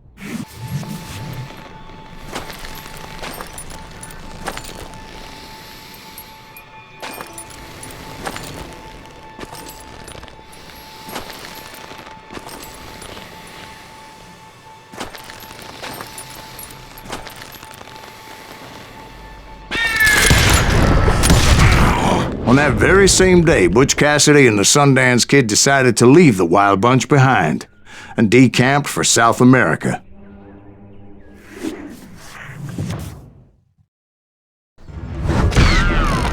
They ended up living down there.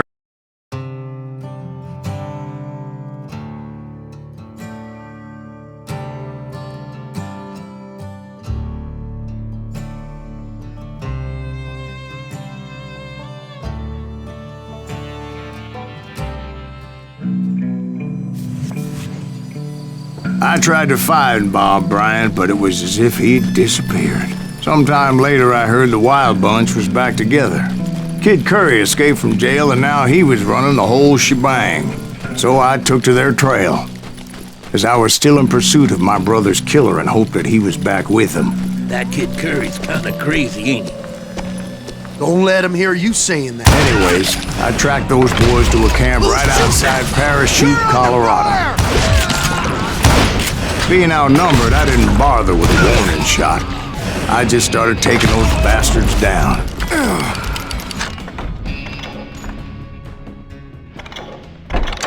Old Bob wasn't among them, and neither was Kid Curry. I could sense him close by, however, plotting something nasty. I just needed a clue as to their whereabouts.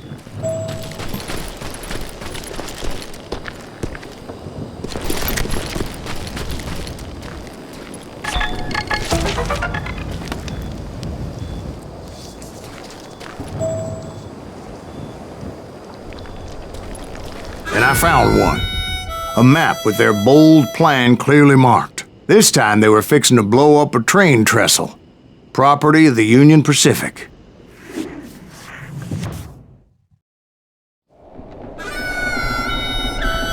The plan clearly indicated how they were fixing to undermine several of the weakest wooden supports.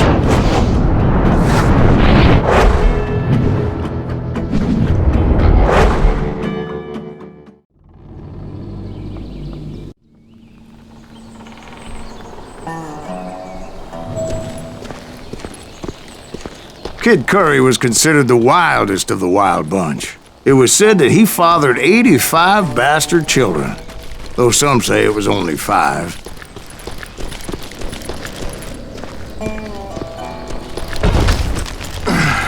Kid Curry had bragged to a whore how he was gonna rob a train heading to the U.S. Mint in Denver. And that whore, Fat Sally, she told me.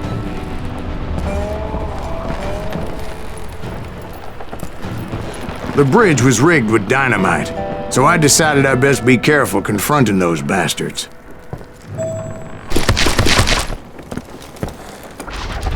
A moment later, I saw a ladder that somehow had escaped my attention. Doing.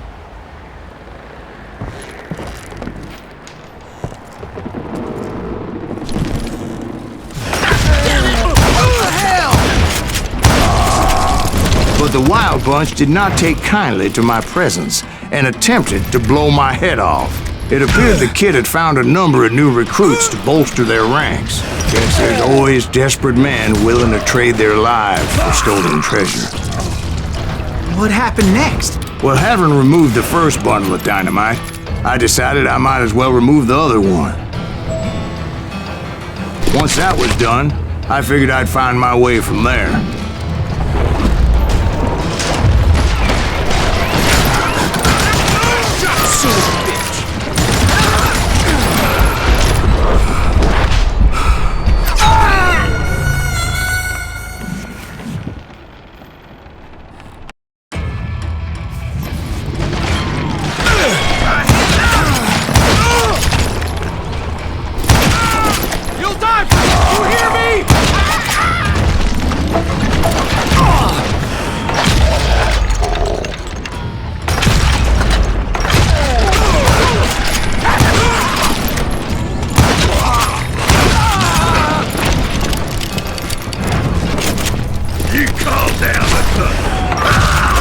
So, what happened then?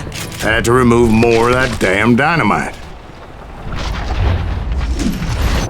It must have been terrifying trying to make your way across. I was sweating it a bit, but then I noticed a footbridge tied up on high, so I shot the rope.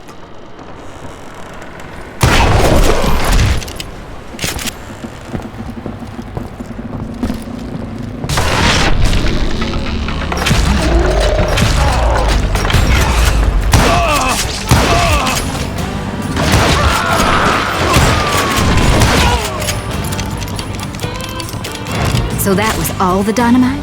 Funny you should mention that, darling. As actually, there was a 4th charge impeding my progress. Once I removed it, my path was pretty clear.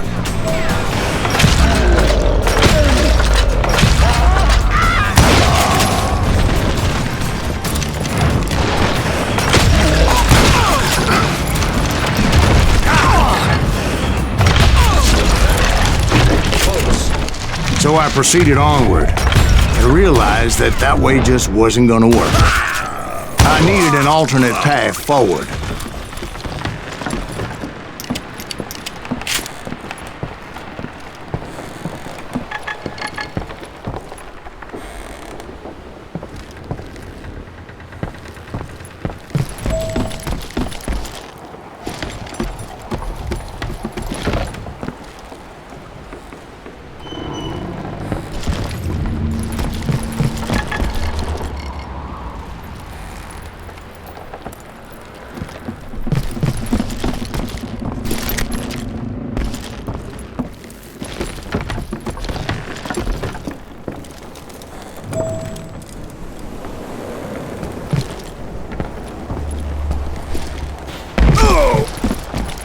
Of course, I had to tread carefully. Otherwise, I could, well, die.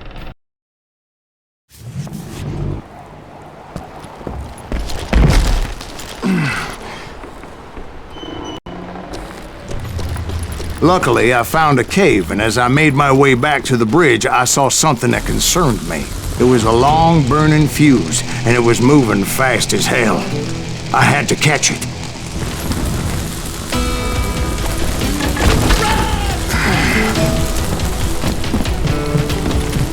The burning fuse was so damn quick, I had to run like the wind.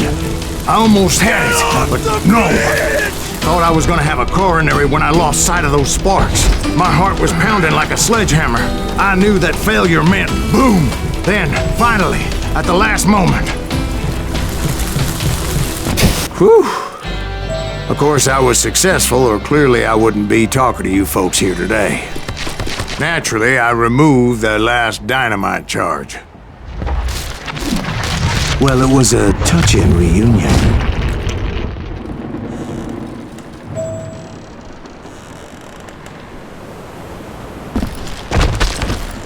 But by this time, I was thoroughly exhausted and dragging my ass, as I was not a young man anymore.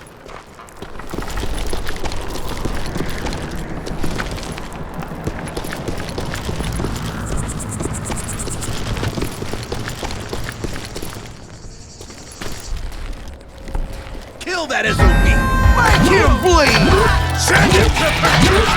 Finally, I found those boys, or more precisely, they found me. Kid Curry, that's sweet! Nuttier than a damn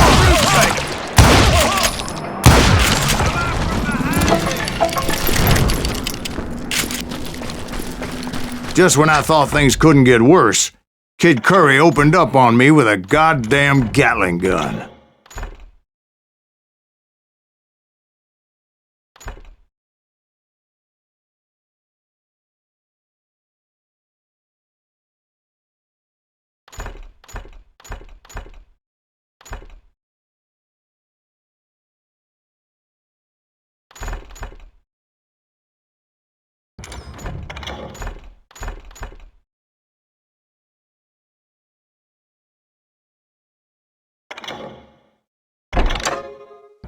It was hidden in this tunnel and pretty well shielded.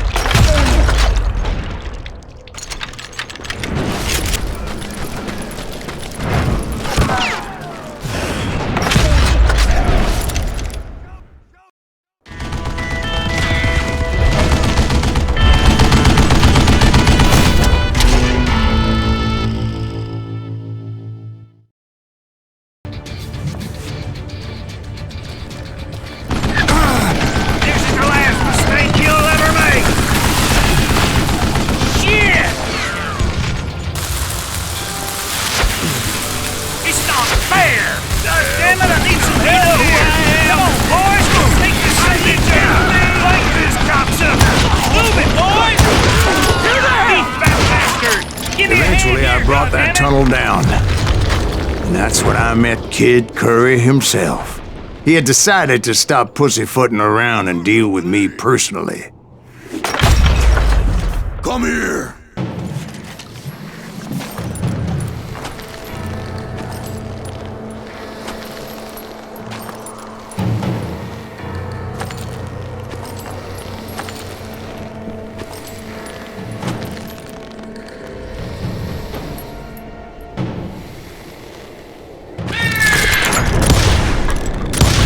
Fast as he was, I was just a bit faster.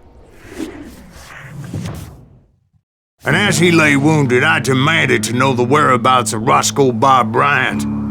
He shouted at me, "Is that what this is about? Bob went with Butch and Sundance to South America. You ain't never finding him."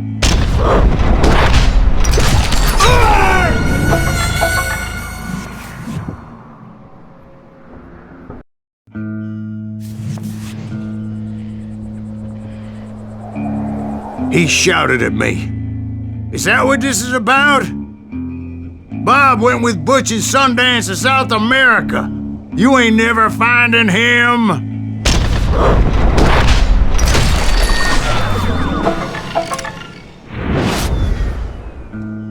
Those were his last words.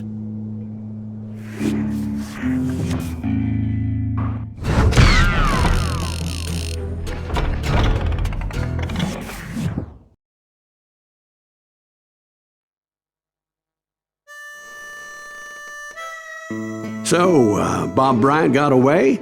I knew I'd never find him in South America. What about the other killer? Yeah, you kinda glossed over that one. Well, I found Jim not long after my showdown with Ringo. At the time, he was riding with the James Younger gang. Did I neglect to mention that?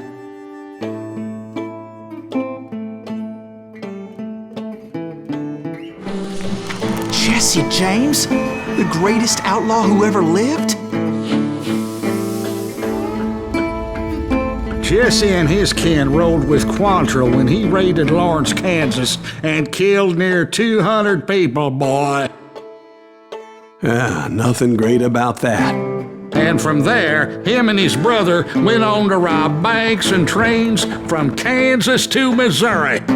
Which is why there was such a rich bounty on their heads.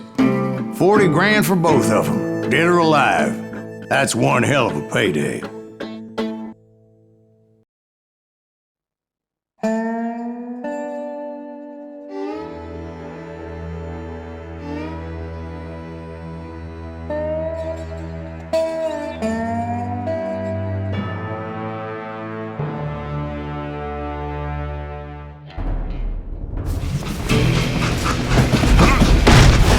I confronted them as they were robbing a train. Bullets were flying at me from every which way. But I knew I'd have to fight my way forward if I was gonna find this Jim. You don't want to mess with him!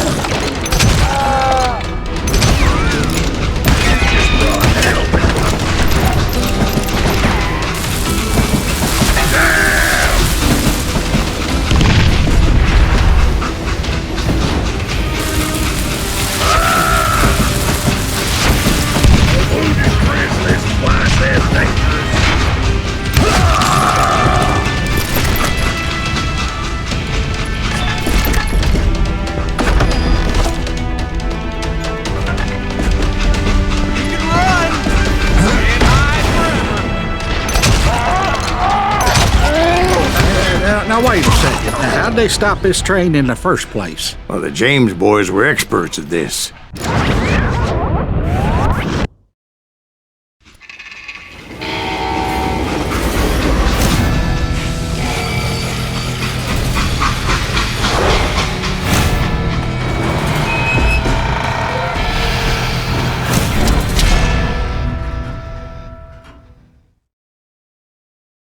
They hopped a freight train having heard there was a big payroll in the express safe.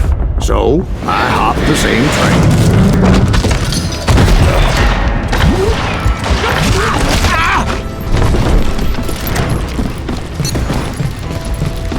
The James Younger gang was decimated after that little fiasco they had in Northfield, Minnesota.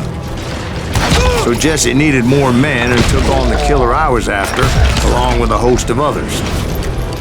I was hoping to find my man and put a bullet in his head.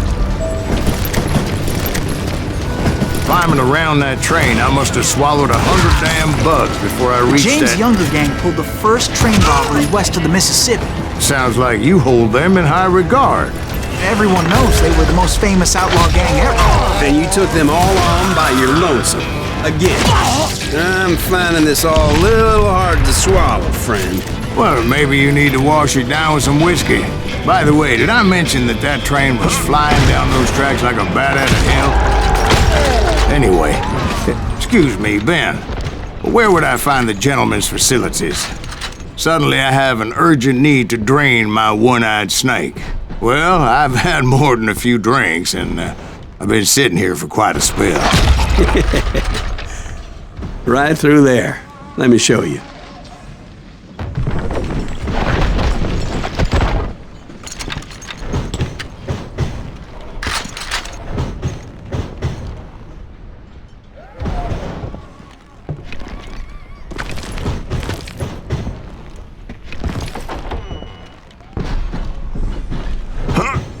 never heard so much malarkey in my life. You think he's bullshitting us? You don't think he's Silas Greaves? I think he's just some old drunk looking for some free liquor.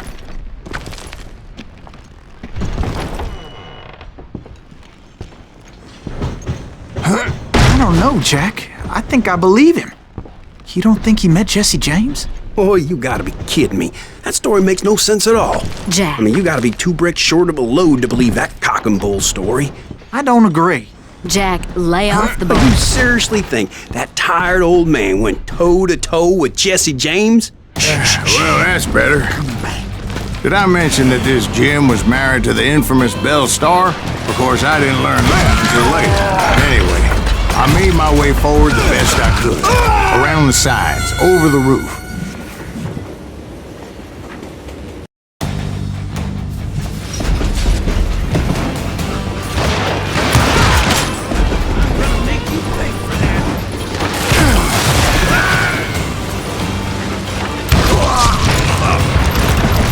Shoot that stupid son of a bitch!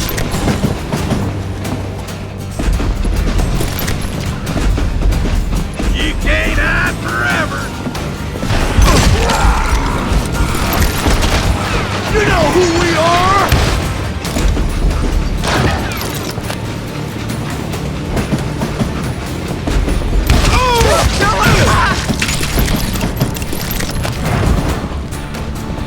This asshole don't know who he's up against!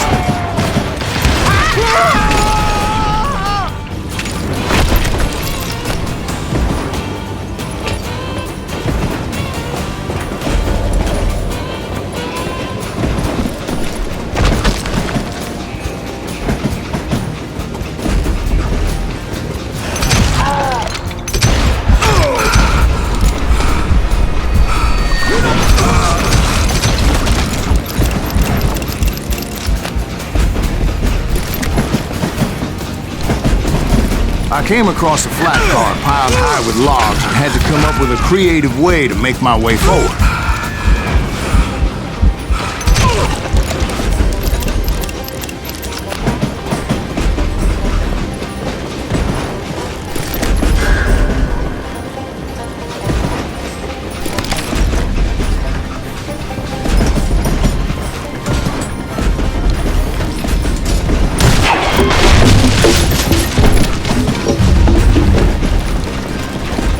Right about then, I was attacked by some asshole on a Gatling gun. Yeah, seems like you run into a lot of them. Asshole? Gatling guns.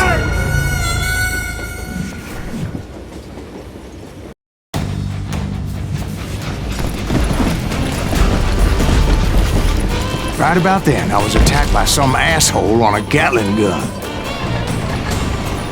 Yeah, seems like you run into a lot of them. Asshole? Gatling guns. Yes, I did.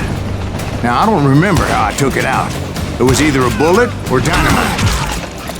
Where would you find dynamite? Does it really matter, Jack? You're messing with the flow of the story here.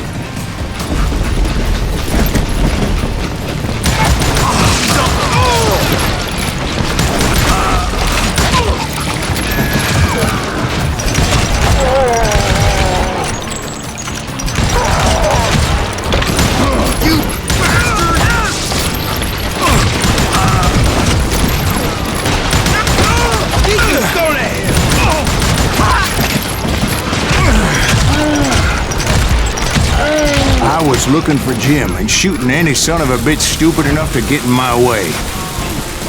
And that included Jesse James himself.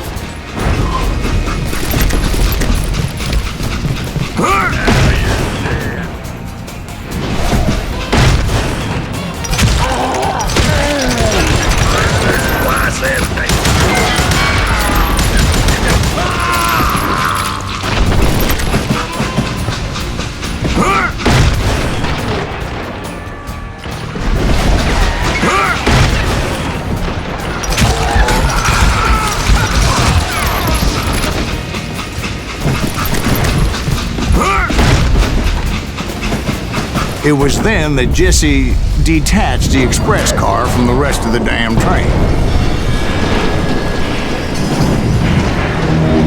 I could see Jesse waiting for me, fixing to kill me so he could get away with all that money.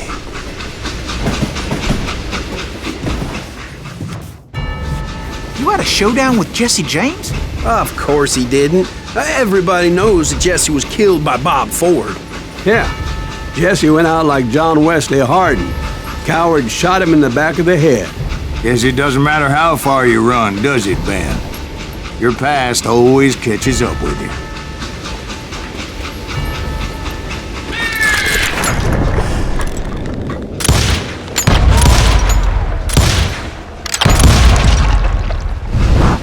Yeah, I didn't kill Jesse James.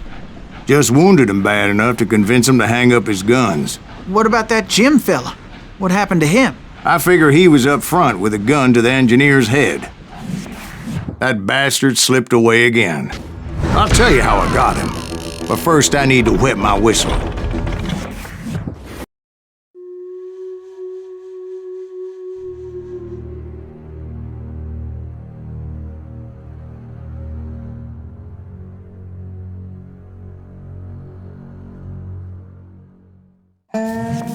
After my showdown with Jesse, I continued to track his brother, Frank, and that sumbitch Jim.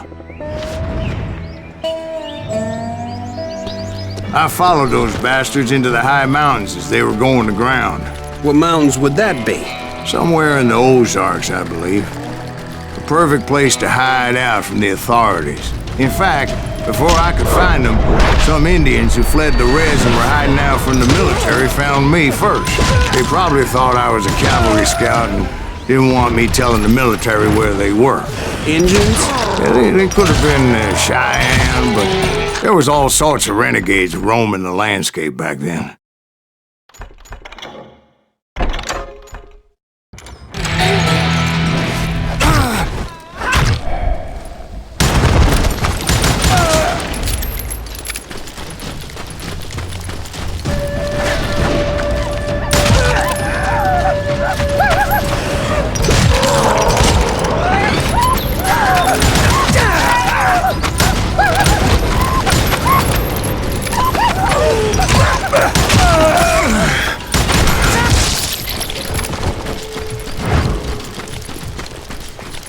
Hey, how about another whiskey, Ben? Nothing better to soothe the troubled soul.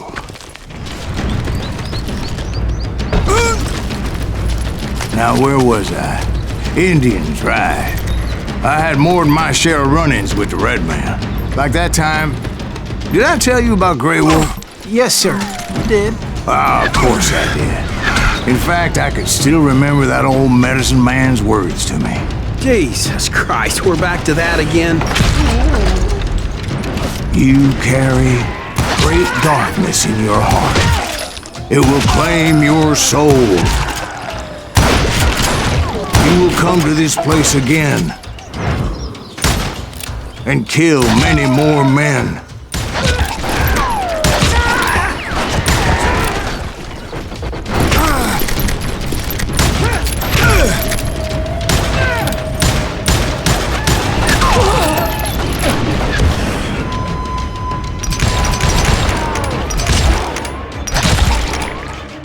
Darkness will grow until it consumes everything you are.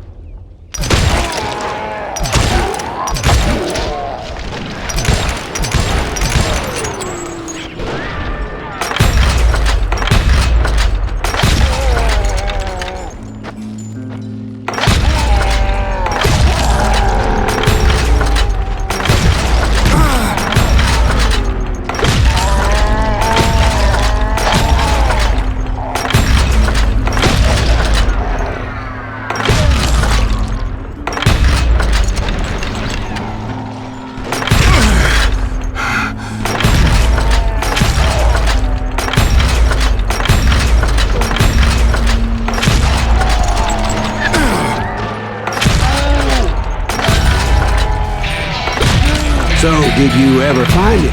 Who? The man you are after. Let me ask you something, Ben.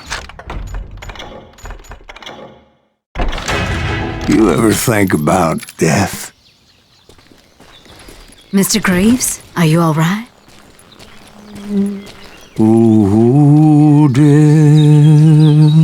Oh, death. Won't you spare me over till another year? What is this that I can't see with ice cold hands taking hold of me? Well, I am death, none can excel. I'll open the door to heaven or hell. Oh, death, won't you spare me over till another year? So are you gonna answer the question? What question is that? Jim Reed. Did you ever find him? Reed was indeed that son bitch's surname. That's right, Ben. A despicable character. I remember him laughing like a hyena that cold morning they lynched me and my brothers. He was intent on avoiding my vengeance, but nothing was gonna stop me. Nothing.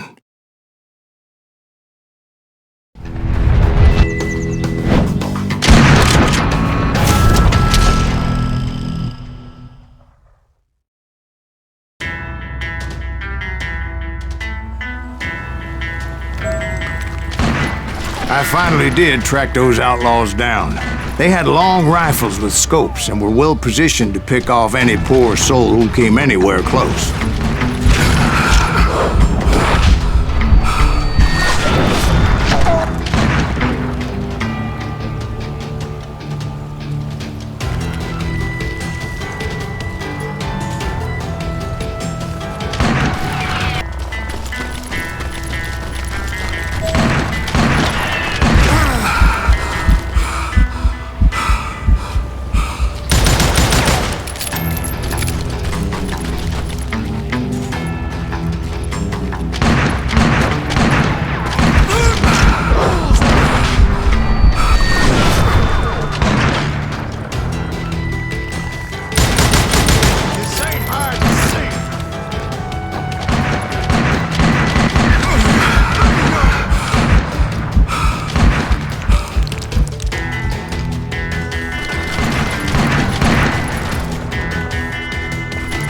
Hell, I can't fault Frank for wanting his revenge, as I was there for the same damn reason myself. At this point, I'm guessing you think Silas Greaves is a worse murderer than Jim Reed ever was. No, sir. A man who spent half his life killing somebody's brothers, fathers, sons. I think you were just looking for justice, sir. Is that what I was looking for, Dwight? Is that what it was? Justice?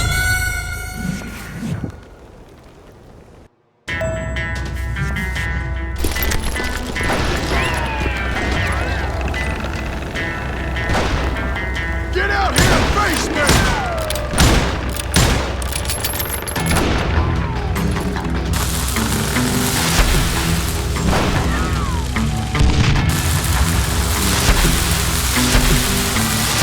And that son of a bitch!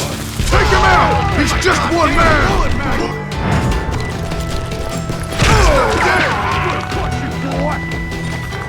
Gonna cut you a noose! Come here! You'll burn in hell, please! I'm still standing. Death is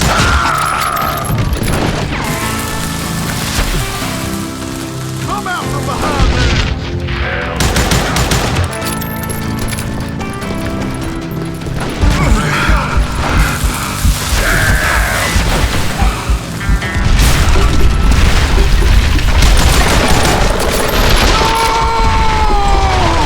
That old shack? Well, it went tumbling right off that cliff. With Frank James still in it? Yes, sir. But Frank James is still alive, living in Missouri, showing folks around the family farm for 25 cents a tour. I didn't say he died in the fall, now did I?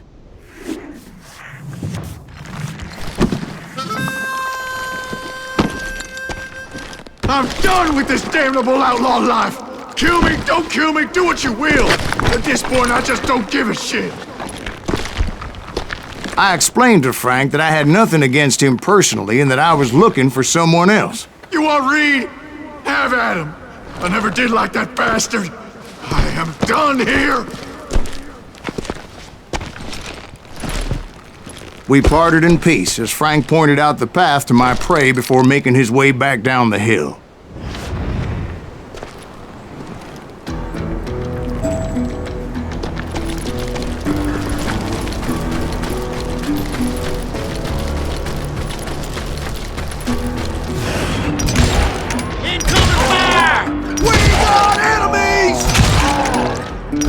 Determined not to let that murderer escape my revenge again. So what happened with Reed? Well, I finally found the last of the gang hiding in a nearby cave. First, I had to dispatch the lookouts, but rather than wander in willy-nilly, I decided it would be better to smoke that sumbitch out. "Hey, Reed!" I shouted. "No wonder you're so ornery. Can't be easy being married to Belle Starr. While you're off providing for the family, she's spreading her legs for every Tom, Dick, and Cole Younger. Not an attractive woman exactly, but very friendly. At least she was to me." Son of a bitch! It was then that the last bunch of bandits jumped out of hiding. I won't this asshole give up! Would someone please kill him? It's almost as good as me. Why won't this asshole die?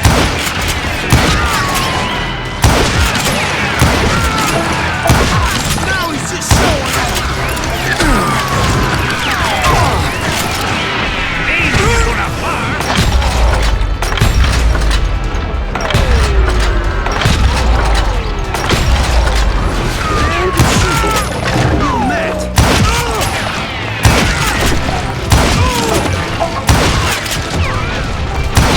Somebody put him out of my mix.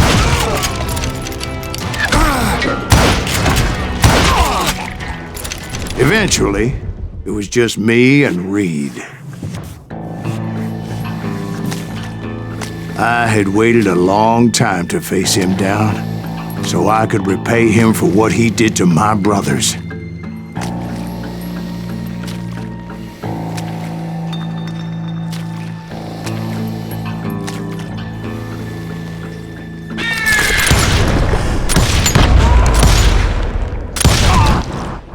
And repay him I did.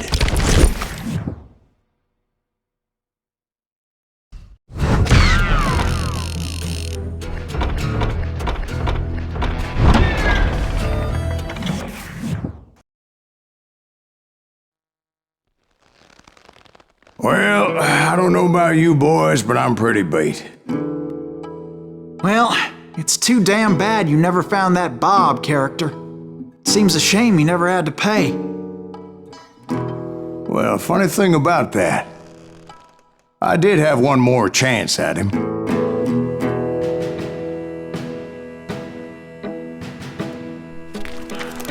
Six months ago, I heard that Butch and Sundance were back in the States and had gathered up some of their old gang. I tracked them down, hoping that Roscoe Bob Bryant had returned with them. So you're saying they didn't die down in Bolivia? That's what I'm saying.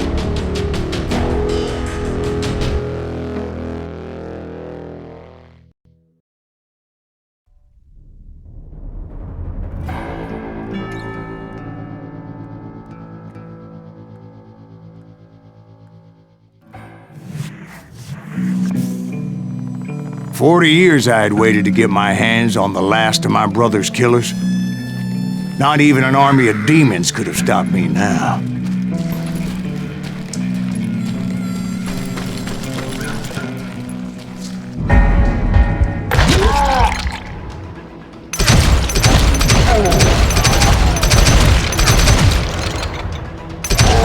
Both Johnny Ringo and Jim Reed fell fairly quickly. But the last one, Roscoe Bob Bryant. That son of a bitch had managed to escape my vengeance time and time again. I couldn't even be certain I'd recognize him after all those years. By now, he had to be close to 70. For all you know, he could have been dead. That thought had indeed crossed my mind, as did others. For instance, did my thirst for vengeance turn me into something worse than the man I was after? By this point in my storied career, I had killed more men than Bob Bryant ever had. I was furious as hell at that bastard for making me who I am. A man with no family, no friends. You call that? Well, that is unusual. Nothing could stop me from taking his life. I've been after that killer forever. From the time I rode with Billy the Kid. But that chapter of my story you already know. Chapter of that fairy tale, you mean? Suddenly it was 1910. There I was, an old man roaming a ghost town dead almost 2 decades. Town was falling apart, just like me.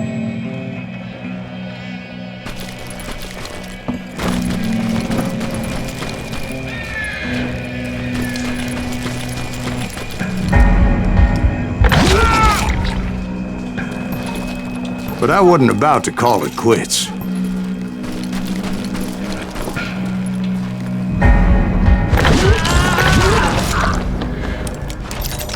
Even though the ghosts of my dead brothers were begging me to end what I started so long ago.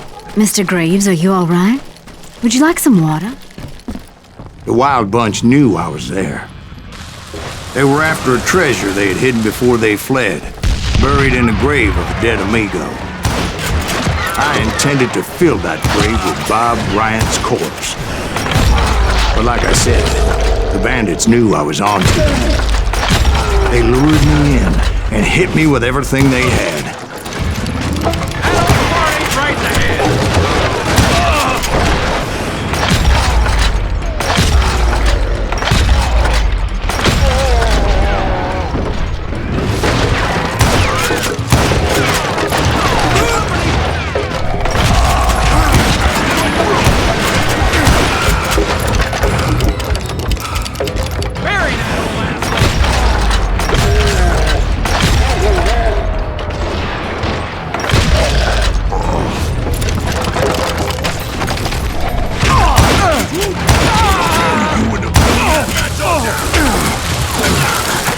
But you obviously prevailed since you're sitting here telling us the tale.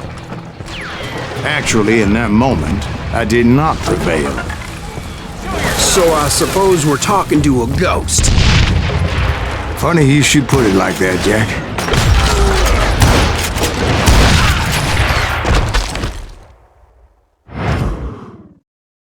Because when I woke up... From the dead? There was silence all around me.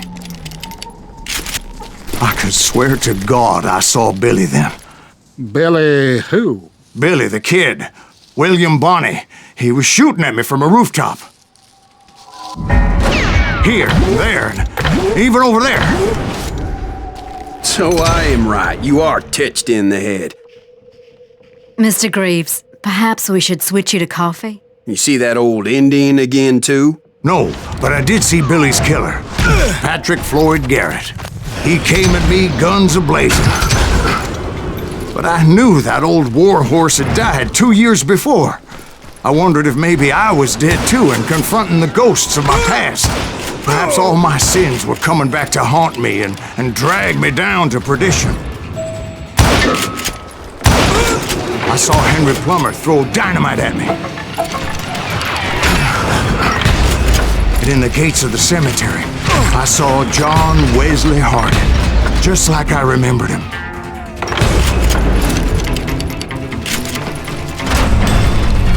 Robert Ollinger appeared with his terrible double-barrel shotgun. But no ghost army was stopping me.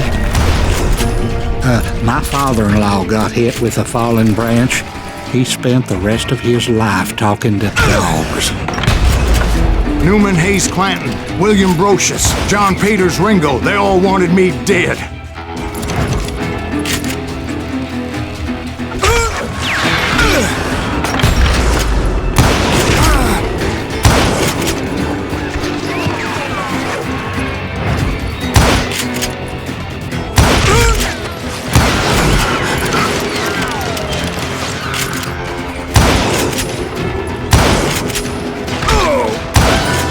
The Dalton brothers, Robert and Grattan, guardians of the Garden of the Dead.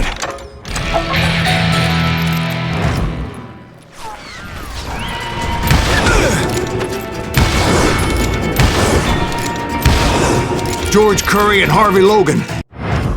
The Dalton brothers, Robert and Grattan, guardians of the Garden of the Dead.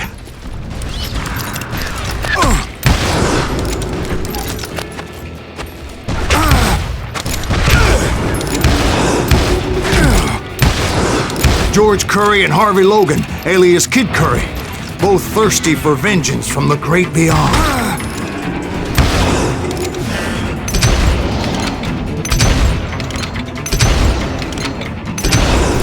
Jesse, Woodson, James, and Jim Reed, each one deader than the next. I thought I would go crazy. Thought?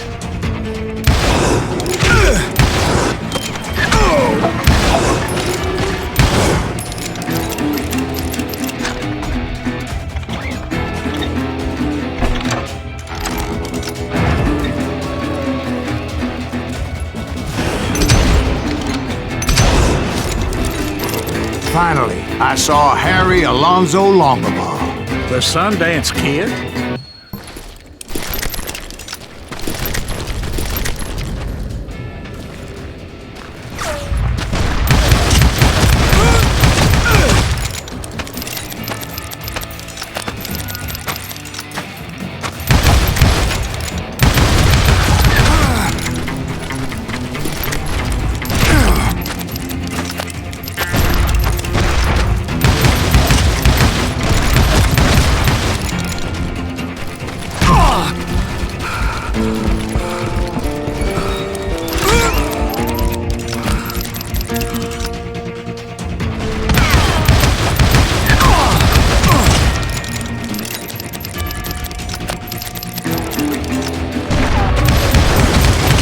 A voice called to me from afar. It was Robert Leroy Parker, a.k.a. Butch Cassidy, coming at me from out of the fog. Thanks for taking care of that bastard.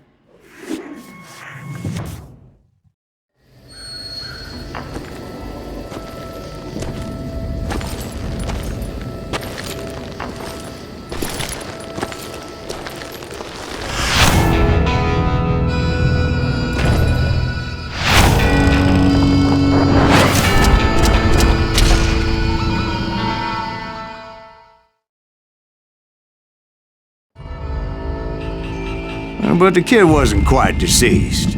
Not yet. Takes more than one little bullet to kill the likes of me, partner. Those two looked like they hadn't seen each other for quite a while. Clearly, they were no longer amigos. Shit. I was hoping I wouldn't have to kill you. You won't have to, Butch. I'm killing you first. I asked them about Bob Bryant, but they were too busy with their own heated conversation. Let me get this shit straight. You want my money and the love of my life? You frittered it all away, Butch. Eda's mine. So is that damn money. I didn't want to shoot anybody until I had an answer to my question, but those boys didn't give me much of a choice.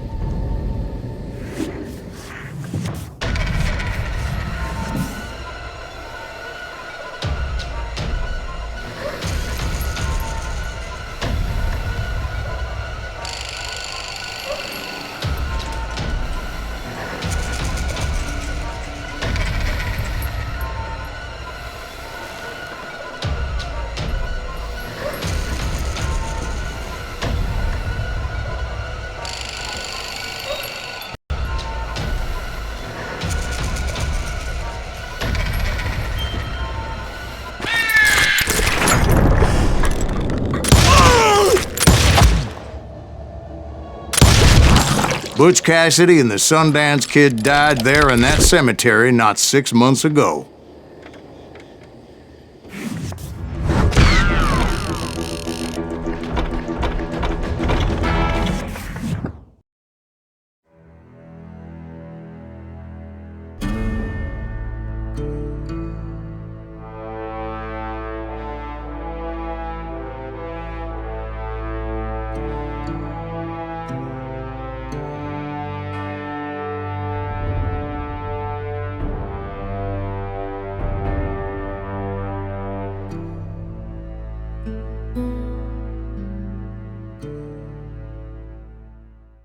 Butch Cassidy and the Sundance Kid were killed by the Bolivian army. Everybody knows that. That's the legend, but it ain't the truth. So, you never found Bob? There is no Bob. This old sumbitch ain't even Silas Greaves. Sir, is that true? Have you been pulling our legs this whole time? Well, not the whole time. Oh man, I think you've worn out your welcome here. Maybe you're right, Jack. Maybe it's time to pay. You see, Ben, or should I say Bob, your past always catches up with you. I was a different man back then, crazy. Drinking, I've changed my ways, I swear to you. If I could turn back the clock, But you can't, Bob.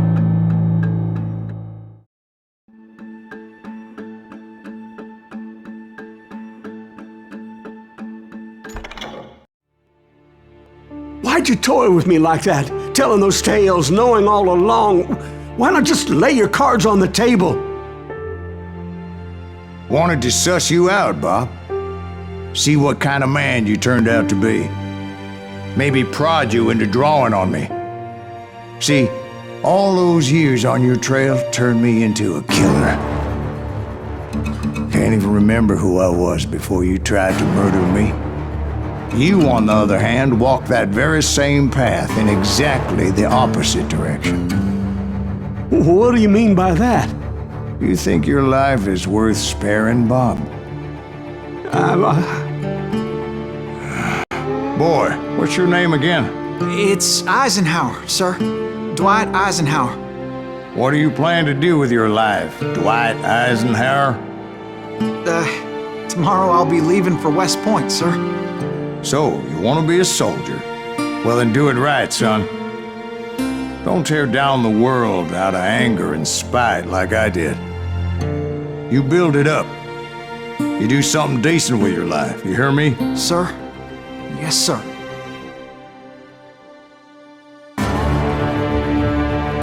I won't have it said I left you with nothing, Bob.